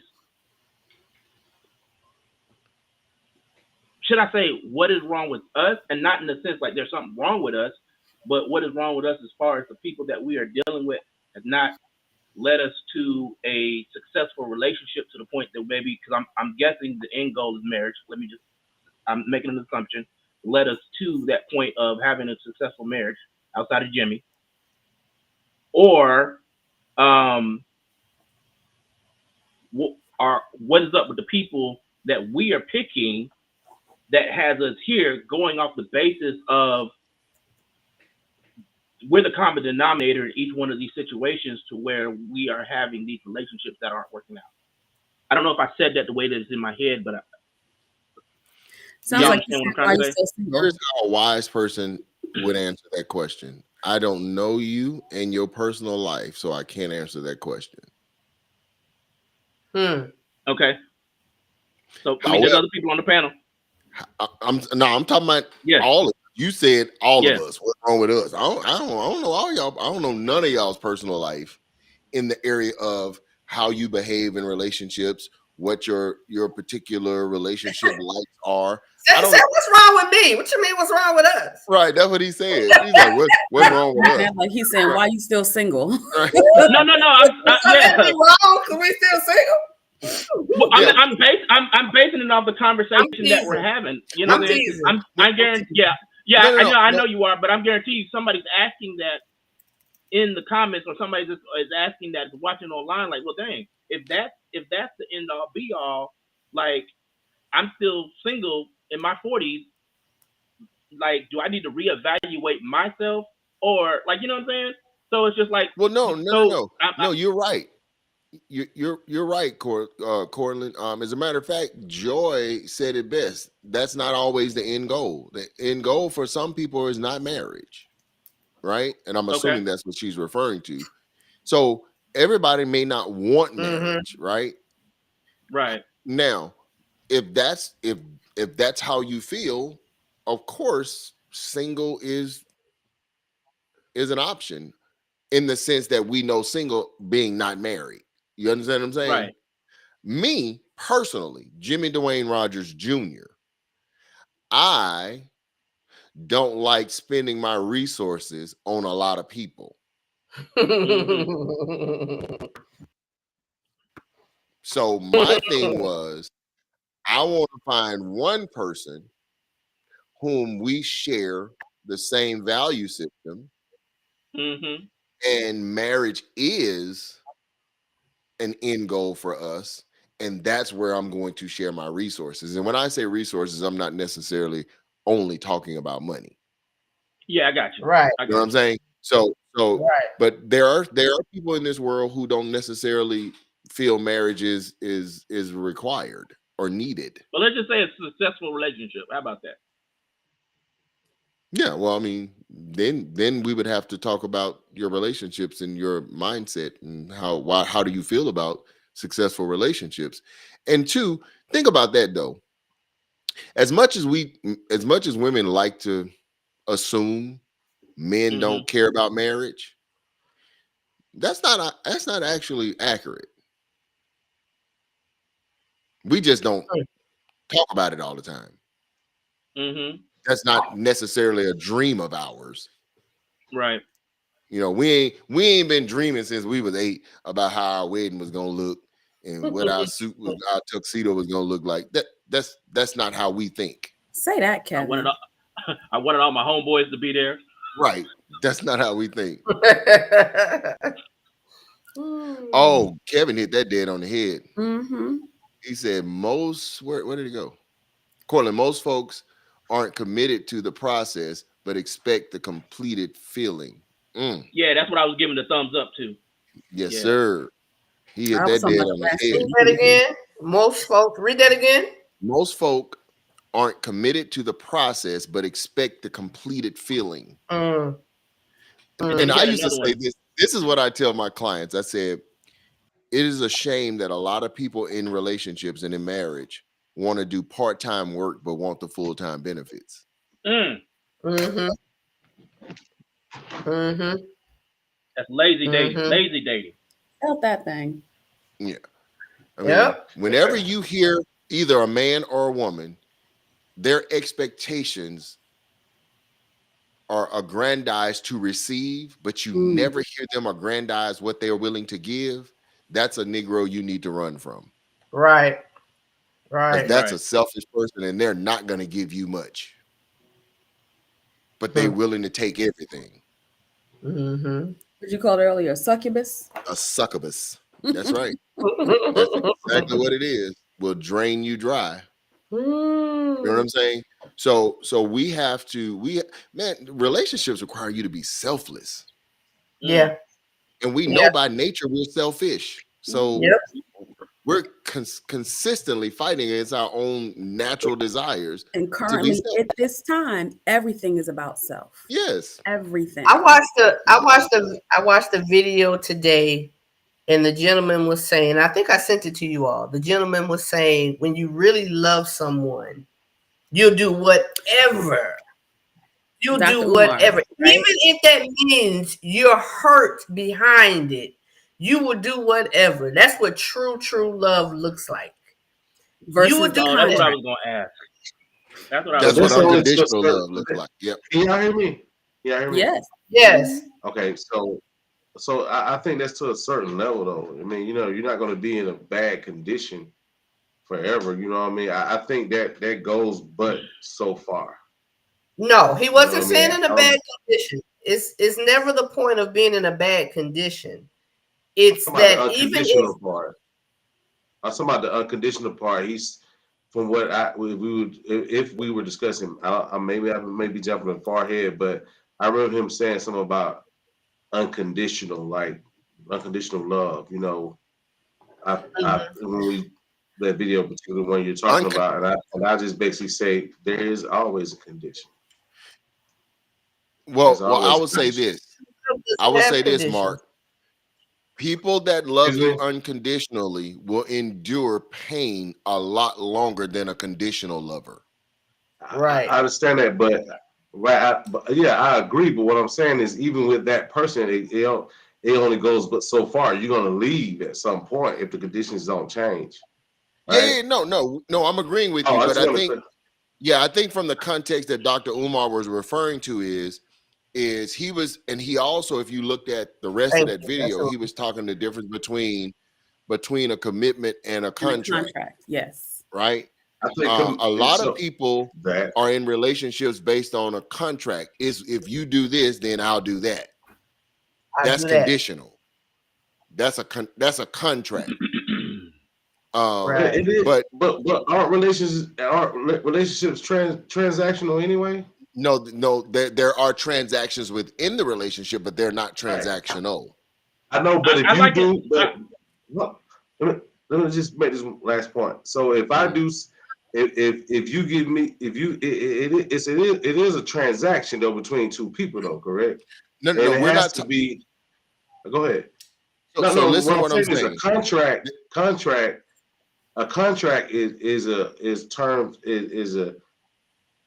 from what my understanding is, it is like a transaction. A transaction occurs during the contract, right? There has to be some type of transaction, correct? So it's almost one and the same. Though I'm just asking. It's all in one, particularly. No, right? it's not. It doesn't go without the other. No, it doesn't. So I'll explain the difference. Okay, go ahead. I'll explain the difference. Okay. In the terms of a contract, it says, if you do A, I will do B. Mm-hmm. If A is breached, of a contract. Right. We're talking about contracts. These are the transactional. These are the transactional things we're referring to. So you got, if you do A, then I will agree to do B. However, if you breach A, I don't have to give you B, or vice versa. If I breach B, you don't have to give me A. That's contract. Right. Yeah. I agree. Commitment says this. Here's the difference. Commitment says this.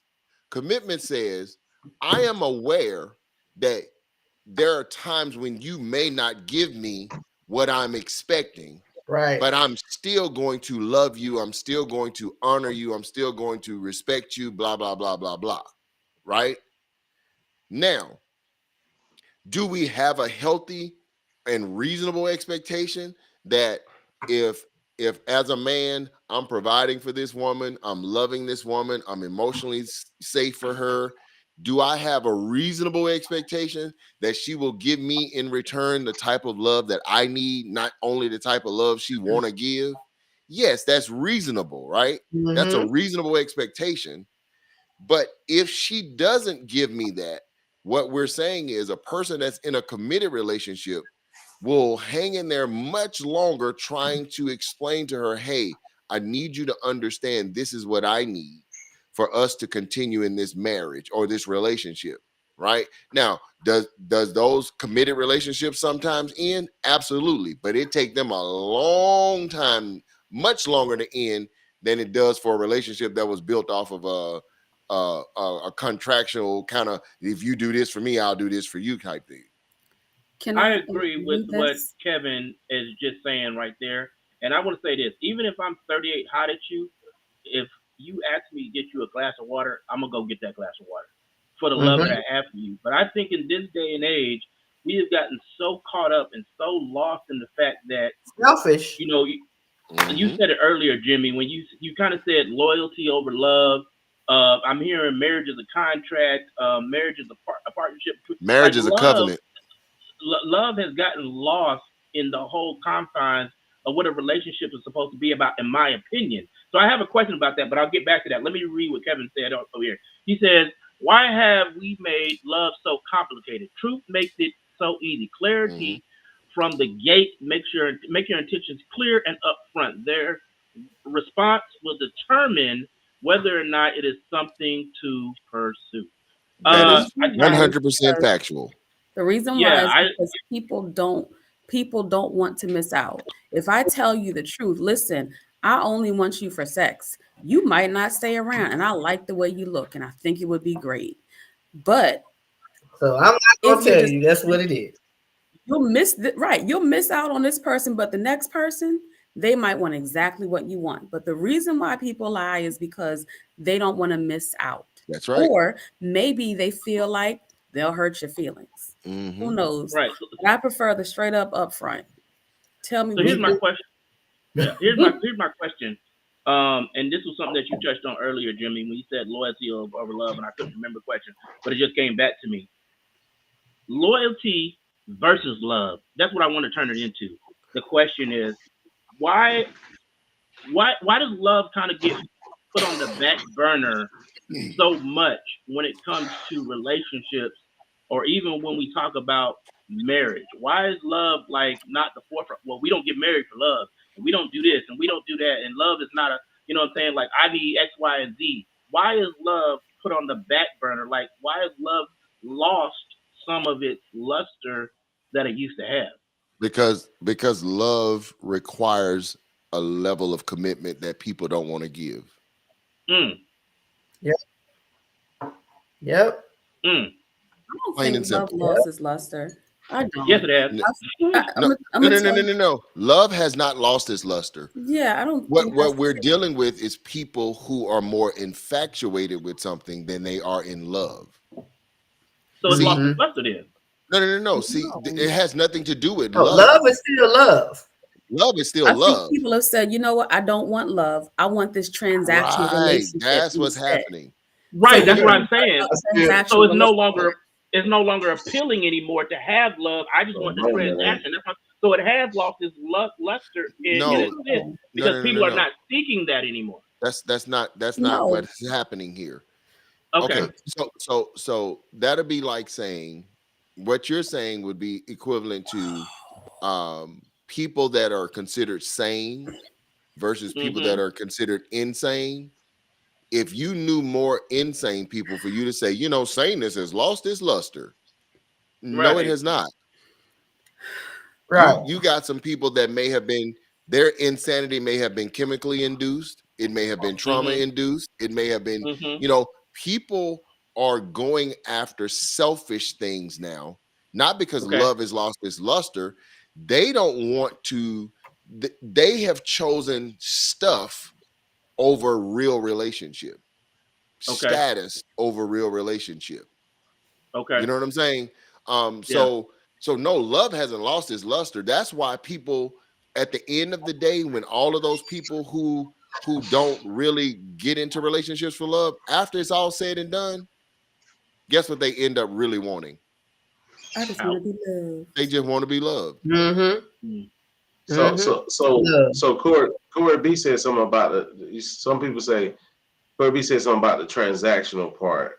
I'm still stuck on that, y'all. I'll be honest with you. I think I'm gonna tell everything you is what it is. transaction. If you look good, I'll take care of you. You don't have to work. So long as you stay a size 6, I'm gonna take care of you. You don't have to work. I'm gonna make sure everything. Right. As long as you keep your house, as long as you do this, that's what we're hearing a lot of. That's a transactional stuff. And Right. for a lot of people, what they're seeing is basically kind of advertising. What you see, you start to want. Maybe well, I want to be taken care of. I want to do X, Y, and Z. Okay, well, I want to go to work and not have to do any housework, not have to watching the kids, not have to do anything. Let this person take care of it. I'll pay for you if you do this for me. That's the transactional part.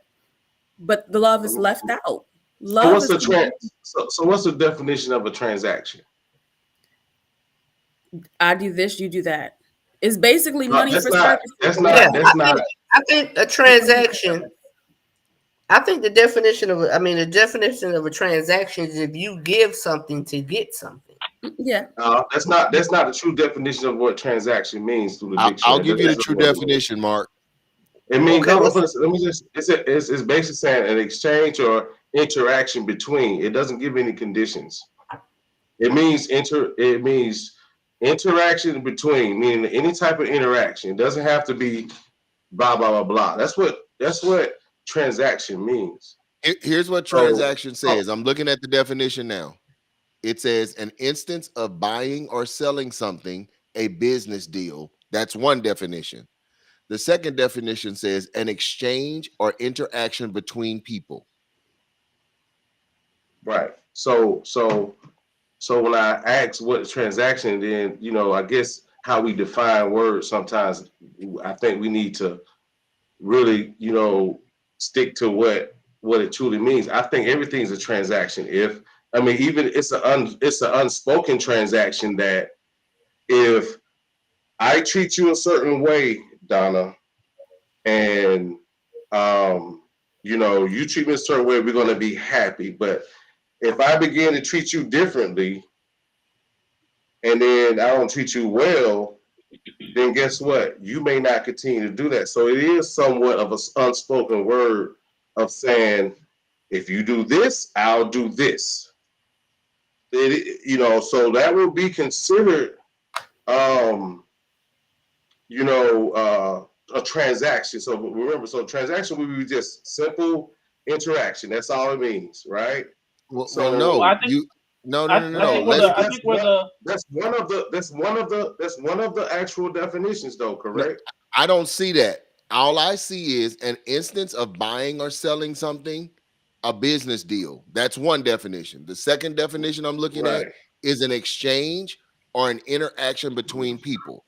Right. Now, here's what we're saying. Mark. Right. There are instances within the context of a loving relationship that transactions happen. Right, but it will be considered transactional too, as well, if we don't own our end. Yes, that's what we're saying. Right, so listen to what I'm saying. Then, correct? You're not allowing me to finish the whole statement. Well, what I'm saying is there are instances where transactions are going to take place in the context of a relationship. Absolutely. But the relationship in the context of love is not based on the transaction. Right. So I think what's going on here. So what happens is, Mark, I once you hear the definition, I agree with you. But where the love part comes in is once I do not get what I'm expecting, because sometimes in a relationship we put expectations on our partner. Once I don't get the expectations that I put on you in return for what I may have done, do I still love you the same? Am I still going to treat you the same? Am I still going to give you the same energy? Or am I going to switch it up on you because you didn't do X, Y, and Z for me? You see what I'm saying? So I agree with what you're saying, but then the love part has to come into play, because sometimes you ain't always going to get that expectation from your partner. And that's when you have to make a decision to say, read Kimberly's thought. Let's Right. read Kimberly's thought. So you would basically say there's degrees to everything. Then you may not love the person the same, just like she said with the child. You may not your child, but what I'm saying is you may not love the person the same, but there's degrees, so it'll never be that same fire in relationships. So relationships and children is that's two. That's not what we're saying. Okay, I'm just talking about parent-child relationship. I'm just reading that part. That's all. Yeah, no. What we're saying, what she's saying is, Mark, put that back up. because that was too good. Sorry. Hold on. Sorry. Go ahead. Love isn't always transactional. Think about a parent-child relationship. If the kids don't do what you want, you don't stop loving them. In other words, what she's saying is, if your child is disobedient and they're hard-headed, you don't stop loving them as a parent. Your love for them is still unconditional. I know, but I was more so talking about in a relationship. That's Mark. So that particular instance is a little different. Mark, no, it's not. It's the same context. Why isn't it? Because for a husband and a wife. For a husband and a wife, my wife does not always do what I want her to do, but it does not change my level of love for her. Because she didn't make this transaction with me that I wanted, don't mean I stopped loving her. And that's the difference between love and a relationship that's built off of actual transaction. I'm only in this relationship because you did something for me, and I'm going to do something for you. Those are two different types of relationships. That's what we're saying. Right. Yeah, right. I'm definitely not talking about the tit for tat one. No. I guess I was just saying from a standpoint of, and we're just gonna all have to disagree on those who disagree, but I just feel that at some point, even in a loving relationship, the way I loved you before, based upon how you treated me, may change to another condition based upon how I am being treated. That's all I'm saying. It's not going to be the same. And that's not unconditional love. It's not. No matter how you try to put how we put it, how we turn it's not unconditional love. Right. So we're talking about what unconditional love means. Right. What it is. And the point that's being made is we differ. I believe there's always. I don't believe there's. I believe there's degrees where you can always love a person, but I don't think that me personally. I don't think that you can always love a person, but you cannot always be in love person. So those are two totally different things. So when they say unconditional, that means some conditions do have to change. I just truly believe that. This is the thing, though. This is the thing. Right. And this is something we all deal with. This is not one-sided or one person. We are so selfish. When we really look at the heart of it, we can't even comprehend what unconditional love looks like. And I say we. I'm not just saying one person. We cannot even comprehend what unconditional love looks like, because if it doesn't serve us in some type of way, we don't want to deal with it. We want to end it. We want to cut it off. We want to walk away. Listen, I had an ex that his foundation was, I'm not happy. I don't feel happy. If I'm not happy, nigga, I'm sorry. Happy. Whoa, flashback. Nothing will always be happy. I'm sorry, I don't even use that word, but yeah, Courtney, you're right. I felt triggered for a minute because everything was based on at some point happy. There were even terms in the process of it that it was, I'm not happy anymore. Okay, well, you're happy on Tuesday though, but that's not unconditional, because nobody's gonna always be happy. That's right. Not gonna always like what I do. Right. I understand so that. how often? Well, let me read this comment real quick, and this will segue into what I'm going to ask. Sorry, y'all. Transactional love is nothing more than fractional giving. It's not freely given, and thus it can't be cultivated between the two. Nice. How often is unconditional love actually represented in a relationship? Not often enough. Not often. Not often at all. Not often at all. You're right. Thank you. At all. It is rare. That's why Mark feels the way he feels. Because it is rare. Right, because it's rare. It's a rare thing to see. I think And that's I think we everybody. all I think we all feel if we had a significant other and they stopped treating us right, I think we all would change something about it. Okay, We would Mark, change let me the about the person. I am sure you would not love that person the same, Donna. If so, you would be. If we both been divorced, right? Yes. You've been divorced, right? Yes. So you really loved them, right? You, at one point you really loved them. You married them, right? Well, okay, but at some point, marriage don't constitute love, though. It doesn't. Okay, I Y'all didn't listen to say what he's saying, that. though. Here we go. That's not where I'm going. I'm not going there. What I'm asking her is that did she ultimately? What I'm asking did she really love that man? Did you really love him at one point? Correct? No. You never No, loved and him. I'm answering truthfully. And let me tell you what that means. What that means. Let me tell you what that means. That means that, okay, so at the point of the relationship, going into it and getting to the point of saying I do, I get your point. I get what you're saying. Right. I get what and you're you're no saying. longer with him now, But right? guess what? Over time and dealing with certain situations and things, as you're saying, Mark, I get it. Over time and dealing with certain situations, it made me realize I did not actually love this man. Because if I did, by definition of what the word love means, what it constitutes is there was no, it wasn't a love where regardless of what happened, it wasn't an unconditional place. Because like you said, there were things that started happening that were hurtful, that were shocking, that were I'm not tolerating.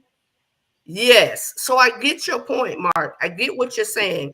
And I really feel like all of us, not just one person, not just you, not just me, not just Corey, all of us are at a point in life where to know what unconditional love really, really, really looks like and what it really means, because even if it's protecting ourselves, we're not going to walk that way at the end of the day.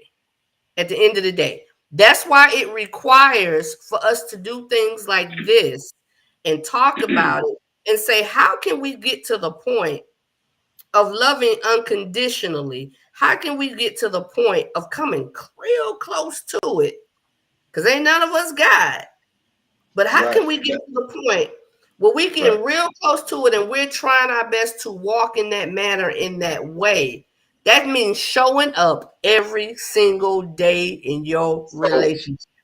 Right. So from that perspective now, from that side of the light now, I'm just saying, so from that side of the light of two people that's working together and that has the best interest in each other and really loves each other all the way, and they're both evenly given the unconditional love. Yes, I do believe that's in that case. I was just saying more so, I guess, from the side of what if one person just don't do, you know what I mean? I'm just saying. Yeah. That point. Yeah, I do believe if two are right, I agree.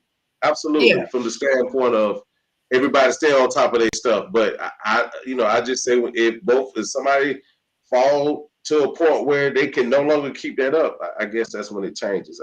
I guess that was my own. Yeah. That's Mark, you're right. Because I'm gonna tell you one of the most favorite things I love to do is premarital counseling. Right? I prefer premarital counseling over marriage counseling, because marriage counseling, when I deal with it, normally identifies that they did not have real premarital counseling. Because in premarital counseling, I could tell you with darn near 100% accuracy if this couple is going to make it or not. Based on the type of questions that I ask the couples and the conversations we have during premarital counseling. Right? Because unfortunately, people don't go into relationships with a intention of learning the hearts of their mates. Most people go into relationships learning to learn the depths of how much their needs are going to get met. Yep. Mm. Yep. Yep. Hey, let me ask you something, Jimmy, real quick. I want you to touch on this. So, how do you feel from your side? How do you feel about prenups? Is prenups a slight of doubt in your perspective? From your perspective, you feel that? I think prenups have the same legitimacy as insurance does. So do you think both car and medical? So when you get your car insurance and you pay for your medical insurance, are you doubting that you ain't gonna be healthy no more? No, you getting it just in case. Just in case. If I have to go to the hospital, I want to be able to be covered. The just in case. Go ahead, Mark. You ain't playing this. Like, something boiling. Go ahead, Mark. The just in case got him. Right. But no. I'm just saying that kind of does slightly leaves doubt, though, doesn't it? No. Mark. Right. I agree. It does leave doubt. No. No, it don't. It does no, it don't. Are you? No. Let me finish. Let me finish my comment. When you go to your job, your new job, and they offer you all these benefits, they offer you vision, they offer you dental, they offer you health. Are you saying, man, I'm gonna get sick, let me go and get this insurance? No, that's not what you're saying. What you're saying is, let me get this insurance just in case I do get sick. Because if you understand life and you know how much it costs to go to an emergency room and actually get treated, and heaven forbid if they admit you, that's money that would have to come directly out of your pocket. So common sense would say, let me get something that could offset any potential damages that could happen to me unbeknownst to me. Yeah, because I'm gonna tell y'all, my last relationship, my last marriage, guess what we had? What y'all had? A prenup. And guess who asked for one? Why'd you get one? I did. Why? I got a prenup, and this was the conversation. I have a business. I worked blood, sweat, and tears to build, right? He had a business. My thing was, the prenup covered the businesses. Now, it does not say, and it did not say what we paid, what we earned. What did he say? He's just laughing at Colin. He can't sit still. I can see the inside of him like jumping, like, please clean it up. It did not say the what we were reaping from the benefits we were reaping from our businesses. We would not use those resources to build our household, to build our family, to build our future. It did not say that. It just said that what we already had in place before each other is going to remain in place regardless. Because the smart thing in life to do is to say, I will never be the parent to say what my child won't do. He will take his behind to school and act a straight plumb fool. But at home, he'll act a certain way. Does that say I don't trust my child? No, that's just saying he's human. And y'all love the children in their life. The children always get the heartstrings, right? What is that? Don't do it, Corley. Somebody say something, they always want to bring the children in there to we are the children. You know what I mean? I get it. Because listen. We get it. The heartstrings are pulled about the children. So my question to you is, when you got the prenup, in your mind, you was like, baby, I love you, but just in case, let me go ahead. Just in case. Let me answer this. Let me say it this way. And no offense to anybody. No offense to anybody, but I'm gonna say it this way. Folks that don't have nothing don't understand a prenup. There you go. Right. If you have nothing, people that Donna, let me. I wanna go even further. Go ahead. Go even further. People who haven't lost a lot in a divorce don't understand. Hey, I'm gonna say this. I'm gonna say this. This is I why believe I I was will that. asking. never, I will never walk. I will never walk with the audacity and No, no, no. assumption I that believe I that. know what someone will do. All I I'm can a, do, all I can do is treat you from the best of my ability to treat you the way that you're showing, asking, and need me to treat you, and to hope and pray for the same thing in return. I will never, ever, I'm, ever say. I'm gonna say this. I was actually laughing at something Donna said that I couldn't have a rebuttal to because we're live. But Businesses. but Type it in. for some reason my keyboard is not working. I've been trying to type all night, but I'll type it in the chat later. But anyway, so basically, coming from the broke brother on the panel, y'all can tell by the shirts I wear. I only make $2 an hour. But Right. yeah, I don't get prenups for this particular reason. And I hear what you're saying, Jimmy, and I understand that. But I think it's different when we're talking about a relationship with a person. And I think this is why it goes back to love being overlooked when it comes to relationships. Because if I'm signing a prenup, I feel like I'm automatically having that doubt in my mind that this situation ain't going to work. Because I'm saying to myself, just in case this situation doesn't work, I want to protect all my assets. Okay, I get it. Cortland sounds like he's been married like 8 times. No, he sounds like he's never been married. Because he said, First of I all- don't get prenup. First of all, prenups. I wasn't supposed to read that out loud. My bad. You were not. That's for the people in the background. Stop it. You know, where's the producer when you need him? But anyway, like I was saying, and I've always thought this though. Ever since I was like a little kid and first started hearing about prenups, I just never really understood why marry somebody if you cannot trust them with the whole entirety of your life. When you say your vows, isn't that a part of your vows? Like, you No. not those exact words. So Not those let me exact ask you a words. question. Let me ask you a question, Cortland. Let me ask you a Gotta do question. it. Let me ask you a question, Cortland. Yeah. The vows that you just brought up, Mm-hmm. Yes. based on current statistics, Mm-hmm. how often are those vows broken? A lot. But what that got to do with me? Cortland, 51%. Cortland, you would be a fool to think that you won't be a part of those statistics. Oh boy. Because here's what you are assuming. You are assuming that the woman you're going to choose is going to feel the exact same way you feel, Forever. even when she's unhappy with you Mm-hmm.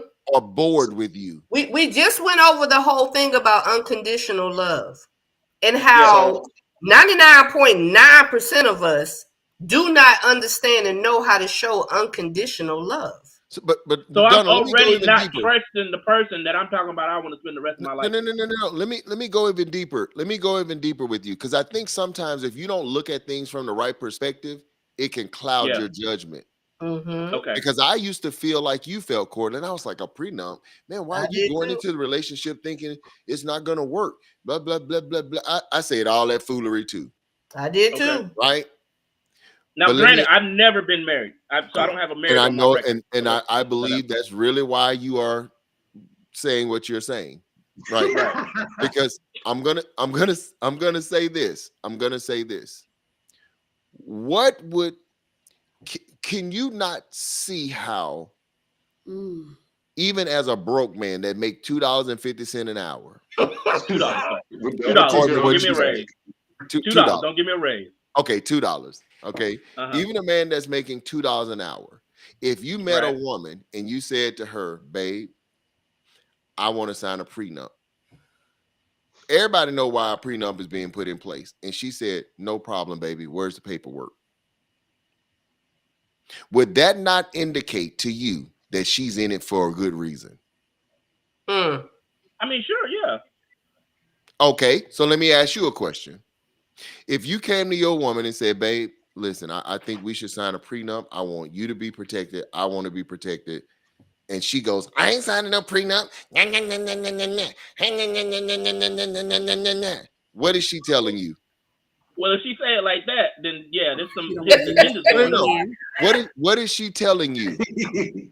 There's some hidden agendas going on if she say it like that. But what if she says, "I'm not comfortable signing the prenup"? What about Okay. that? What is she telling you if she's not comfortable signing the prenup? She does not want to be Mrs. Strahan. Whether she say it straight or whether she say it with all the then that Jimmy just said. No. If No. she just came to me, if I said, "Hey, babe, I want you to sign a prenup," and she just says to me calmly, like, I'm not comfortable with signing the prenup. You know what I'm saying? And then Well, I why say, did okay, it? now we Why not? Well, Smart? why Then did? an right, yeah. intelligent man would Now we say, have "Why, a babe?" discussion. Why do you feel that way? Right. Huh? And then she ultimately tells you because, because this is how it's going to go. Well, I think if we sign in prenups, we already saying we going to get divorced. We already dooming ourselves. We already dooming ourselves. And We I already agree with that, saying though. we going to get divorced. Right. Let me tell you the only person that doesn't want to sign a prenup. The one who has the most to gain in a divorce. Yep. Folks that don't have nothing. The Be one like, who "What?" has the most to gain in a divorce is the one who does not want to sign the prenup. So And that's so not- let me ask you- calmly. And that's not Even if- speaking and saying it's not going to work. It's a daily walk. It's showing up every day. That is just in case. That's right. It's just That's in right, case. Mark. It's a just in case I get sick, I can have some bills that can be paid and I ain't Oh, got to pay it man. all out of my pocket. Let me see. What did Oh, Joy man. say? Prenups feel like feels drawing. like Go ahead. prenups feel like drawing a line in the sand and limiting what we can have together.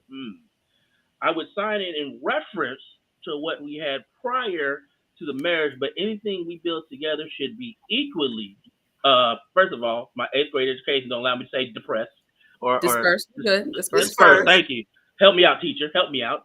If that ending coming Educator. to Joy, And Joy, I love that's you. exactly what a prenup That's is. exactly what I said. That's exactly what it is. That's exactly what it prenup is. says- And that's exactly what I said. Anything prenup- moving forward, let's build together. I wanted to start some other businesses. Let's do this thing. And what I bring in, what I bring home, what I bring to the table is going to benefit us moving forward. That's exactly what it is, Joe. Let me ask you this question. Say y'all been married for 20 years, and your spouse comes to you and is like, "Hey, you know what? We've been married 20 years. We done built business together. We are killing this thing. We are doing this thing. We love each other. Let's rip up the prenup." How do you feel about that? I'd say, nigga, please.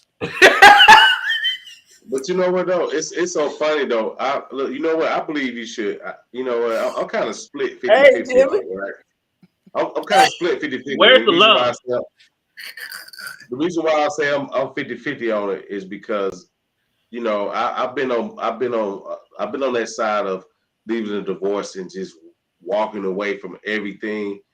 But regardless of whatever I lost, I had so much belief in my own self. It didn't matter, right? Mm-hmm. So, you know what I mean? If I had someone that wanted to sign one, fine. If I, to ever get married again, would I do one? I don't know. I think they're important, but I don't know if it's that really important to me because, again, I don't fear losing anything. Well, I don't fear losing anything either. I've had it. I've had it. You know what I mean? And for me to even decide to walk away as a man in my particular situation, say I'm going to start over without any of it. You know, get tied up in any of this stuff. And my fortunes turned fast, so it didn't really matter what I lost. You know what I mean? So it's kind of like. Let me ask you a question, Mark. How long did it take you to reacquire what you lost in the divorce? It took me maybe a year. See, you were blessed, my brother. You are an outlier. You are an outlier. I'm gonna take it further. I'm gonna take it further than that. Yes, I was blessed in giving a skill set that allowed me to not allow that to break me. You know what I mean? Because I didn't lay on the couch. You know, on nobody else's couch. You know what I mean? So I can definitely say I'm definitely blessed with a skill set to use it and to apply it to climb back on top. You know what I mean? So for me with prenups, again, that's why I'm maybe 50-50. I'm like, I haven't lost it all before. you know, but then to me, you know what I mean? So I'm kind of like tossed, you know, maybe when I acquire my first 2 million. At soon to be 55, brother, I ain't starting over for nobody. Right. I feel you. I'm with you. I'm with you. I'm with you. Listen. That's why I'm split. How I was able to bounce back after my first one.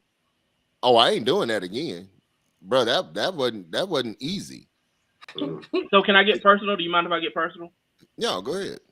To the people that's been married before, and I think I'll Okay. try to ask this as general as possible without getting too personal.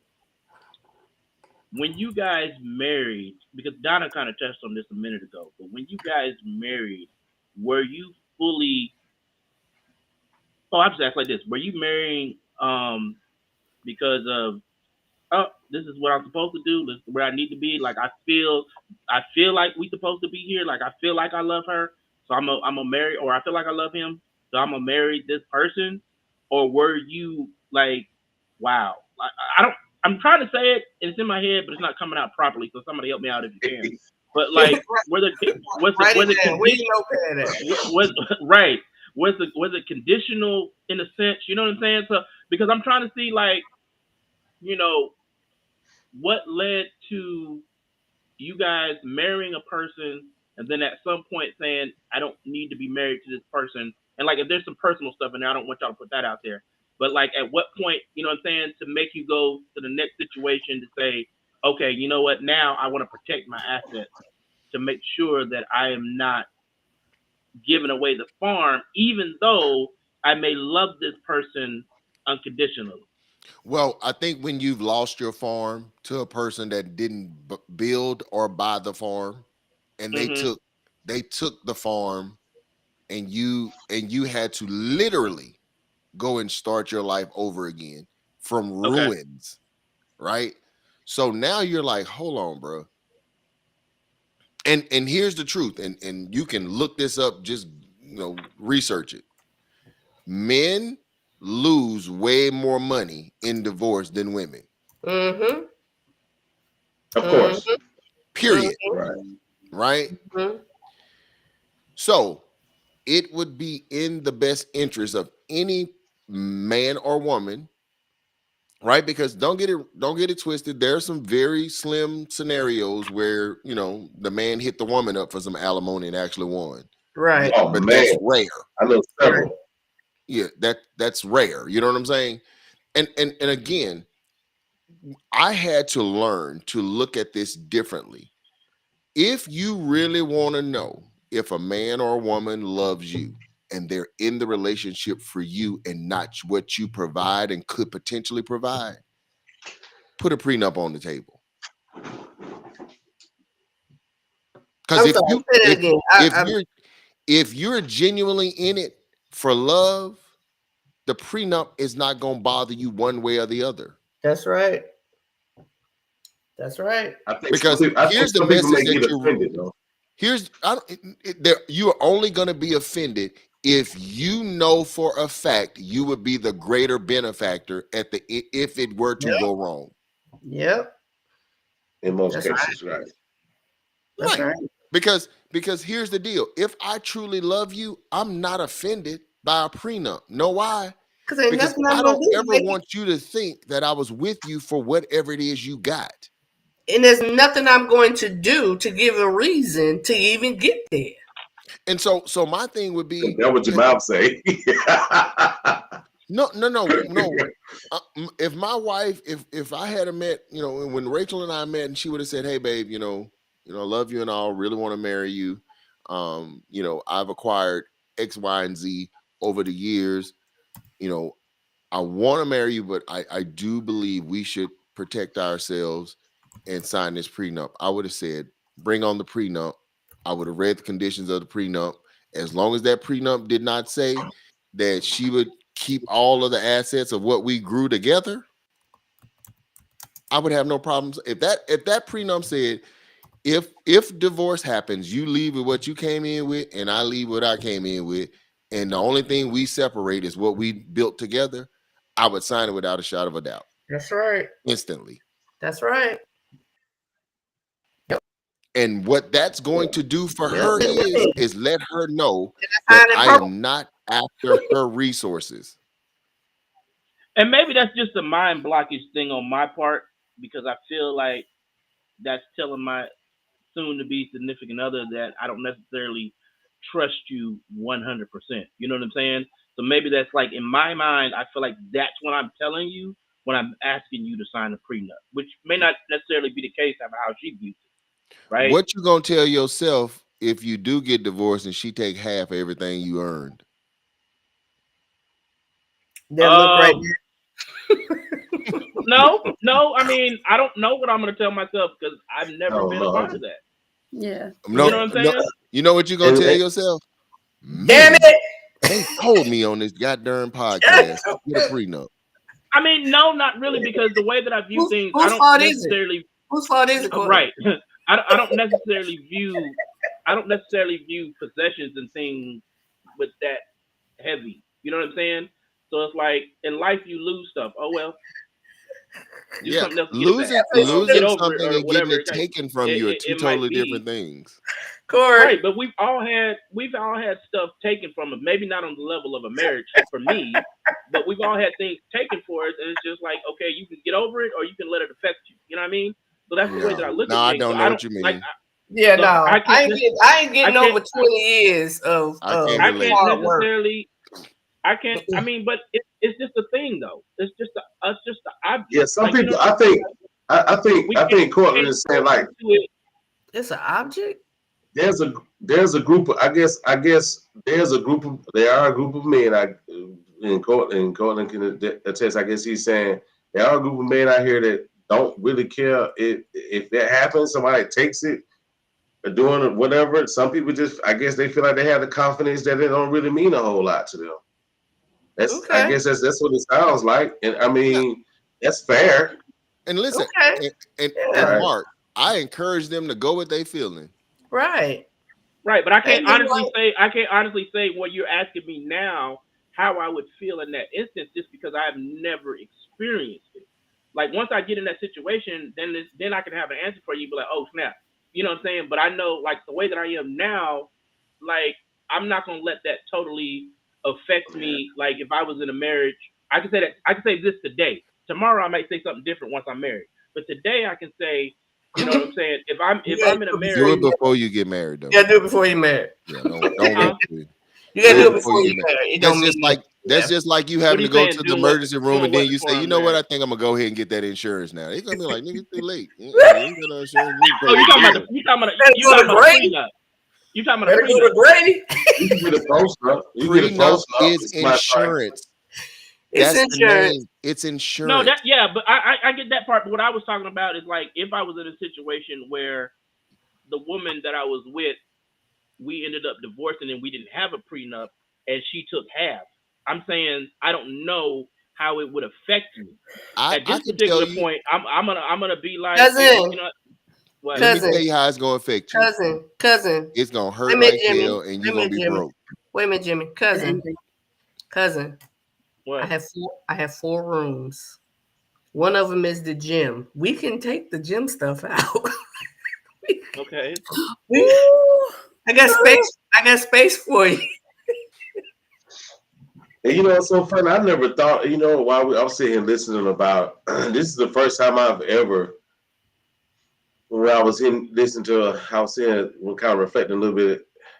This is the first time I ever thought. I never really thought about what was lost, though. You know, so it's so funny about it because I mean, there were some things that were definitely accumulated that I could have probably been a hell of a lot well off, but I just don't recall even thinking about it. You know what I mean? Like, right. What are they actually? That's why I can feel where he's coming from. You see what I'm saying? I can kind of feel that a little bit. Maybe I'm, you know, I don't know. Maybe I'm wrong. I don't know. Yeah. No, it's nothing wrong, Mark. It's nothing At wrong. all. I know it's not. I know it's not. It's not. Your Go personal Portland. experience. Yeah. Your personal experience said it didn't hurt enough.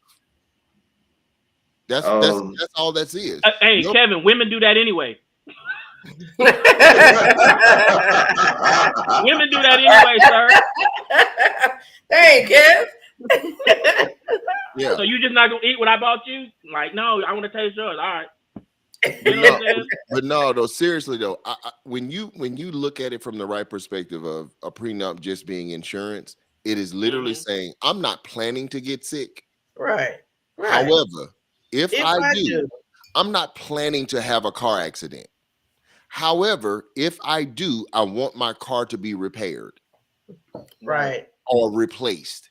right, That's literally what a prenup is. right. Mhm. It's literally insurance. It says in the prenup, you can design that thing to say what I came in here with and you came in here with, you leave with. What we built together, we will It's split. ours. That's We'll us. Right, split. All day. okay. So this is what I'm saying. So in my mind, right, and I said that's why I said this is probably something in my mind that I have to get over, because in my mind, insurance in my mind, insurance is not affecting anybody else but me. A prenup is basically me saying, in my mind, that I don't totally trust that person 100%, that they're not going to leave me. In my mind. But you just falsely identified insurance. Insurance covers other people too. Because if you're at fault in the accident, your insurance will cover their damages as well. Okay. Yep. Yep. So I don't. Yeah. So that's what I'm saying. So that's why I'm having this. That's why I'm asking these questions to have this conversation, because in my mind I'm not putting it together the way that you just said it. Right. So I'm not looking at it as like, to me, insurance has no feeling. Right. But it's like when I'm dealing with a prenup, I'm dealing with another person who has feelings, and that's probably a part of me, because I always think about the other person in this situation. Like, dang, me asking her for this prenup is probably saying to her that I don't necessarily trust her. Me going to State Farm to get insurance, like I'm not thinking about that it's going to save me from a situation later on down the line. You get what I'm saying? I agree with you wholeheartedly, and I do believe. But it does though. It actually does, because any event that you have to get repairs, you don't have to come out of the pocket for the full repairs, just pay your deductible. So, you know, there's going to be a loss. Right. Right. But it's not going to be a total complete loss. So yeah, it will be split to insurance. Yeah, it's just about wrapping your head around that that thought process, that is not saying that, hey, I'm not asking for this prenup because I don't trust you. I'm just, man, even saying it out loud is hard, guys. I'm not gonna lie. I'm trying to have a moment of you know what I'm saying? Like, we just had, like, what do you call it when you pull the person in the room and everybody tries to talk to them? Like, I'm trying to have that moment, but even saying it out loud is hard for me to even come to terms with that, even though I understand what you guys are saying, and you guys are definitely speaking facts. Because at the end of the day, if I get married, I have my photography video business that I've built, you know, even if they walk away, I don't care if they take money, I don't care if they take cars, I don't care if they take TV, I don't care about none of that stuff. But if they take my business, if they have a piece of my business, you know what I'm saying? Take all your cameras and your lights. I don't care, but I get more cameras and lights. But I'm talking about business. Like, as my business goes, they got 50% of my business. I don't want them, like, so I can understand what you guys are saying from that. But it's just hard because I've just never been in these situations. But I'm with you. Hey, but I'm with you, Courtney. I'm with you on the doubt part. It does sound like it's doubt. I will agree. Right. On the doubt part. Yeah. Courtland, and you're in Florida, Courtland? I'm in Florida. So you meet Stephanie. You love her. She's the love of your life. Here's what happens. You pick Stephanie up. Stephanie says, get out of the car. And you're like, dude, we're on the highway. And she says, get out of the car. And she drives off with your car. You have been carjacked by Stephanie, the one you love. That's what happens when you don't get a prenup. You give the person a ride, they hop in your car, and then they tell you to get out and they leave with your car. God dog it, you school teacher. That's what I'm talking. I like that analogy. Because I was gonna say I could call the police, but that's a good analogy. But the law says, hey, y'all were married when this happened, so did you sign a prenup? And you'll say no. Right. So you'll be walking off the highway to your house. Somebody said vindictive people are the ones. No, I got two cars. It won't be. You said to the house. It won't be his house. It won't be your house. Matter of fact, she went down the road to pick up somebody else to put in your car. She already changed and the drove lot. them to your ex house. Now her in his house. Yes. Dude, listen. Yeah. I used to feel exactly like you felt, man. I'm serious. I used to be like, man, you really saying, until I really, really started to analyze it. And I said, what greater example could an individual show to their significant other that they are in it for Joy. the long haul and not their assets, is a person that would not fight signing a prenup. Right. Yep. Because a person can tell you they love you all day long. Oh, I love you. right. Oh, really? Mm-hmm. You know what I'm saying? Really? Dang, Kevin. Yeah. I'm But so- again, it's a preference. It's not a man. It's not Yeah, a it's not a mandatory. mandate. It's not a mandate. We're not saying everybody on here stop get prenups before you do. We're not saying. No, I'm no, saying that's not what we're saying. We're not saying that. You have to First of determine all, what's you got to best. make more than $2. No, you don't. Because trust me, You brother. sure don't. You don't want that $2. They're trying to Obviously, leave he you don't with want his porn, whole bro. $2. Look, she'll take $1. She'll take $1.75. And You tell better you, tell him. You better tell him. you be And working don't with have no that 25. children. And don't have no Oh, children. Jesus. And don't be in no state that requires alimony. Oh, you get 5 cents. There it is. And let me just say this to people, both women and men. Mm-hmm. If your spouse is healthy and able, do not tell that person they ain't got to work. That's dumb as a box of rocks. Ooh. You have to keep them in the same condition, regardless of a Right. prenup. You have to keep them in the same condition that you kept them in while they were married until they married somebody else. And I know a man and a woman who were married, and he took her last name so she could continue to get that. I think To get what? her husband's Money. disability or something. She got something from her ex-husband. I wouldn't mind guy, retiring. and the new guy took her last name. So she can keep getting paid? That's Yes, tragic. she could. Yes. I would, Tragic. Because in I would certain like to be in states, a you have position to retire publicize somebody. Yeah, in certain states you have to publicize your marriage. You want to retire somebody, Mark? I would. I mean, I would like to be in a position that I can do that. Because if she retired, I'm probably retired. We can move around. So that means they got to change the law. Evan, All right, y'all. Yeah. It is 10:18. Although we love these conversations.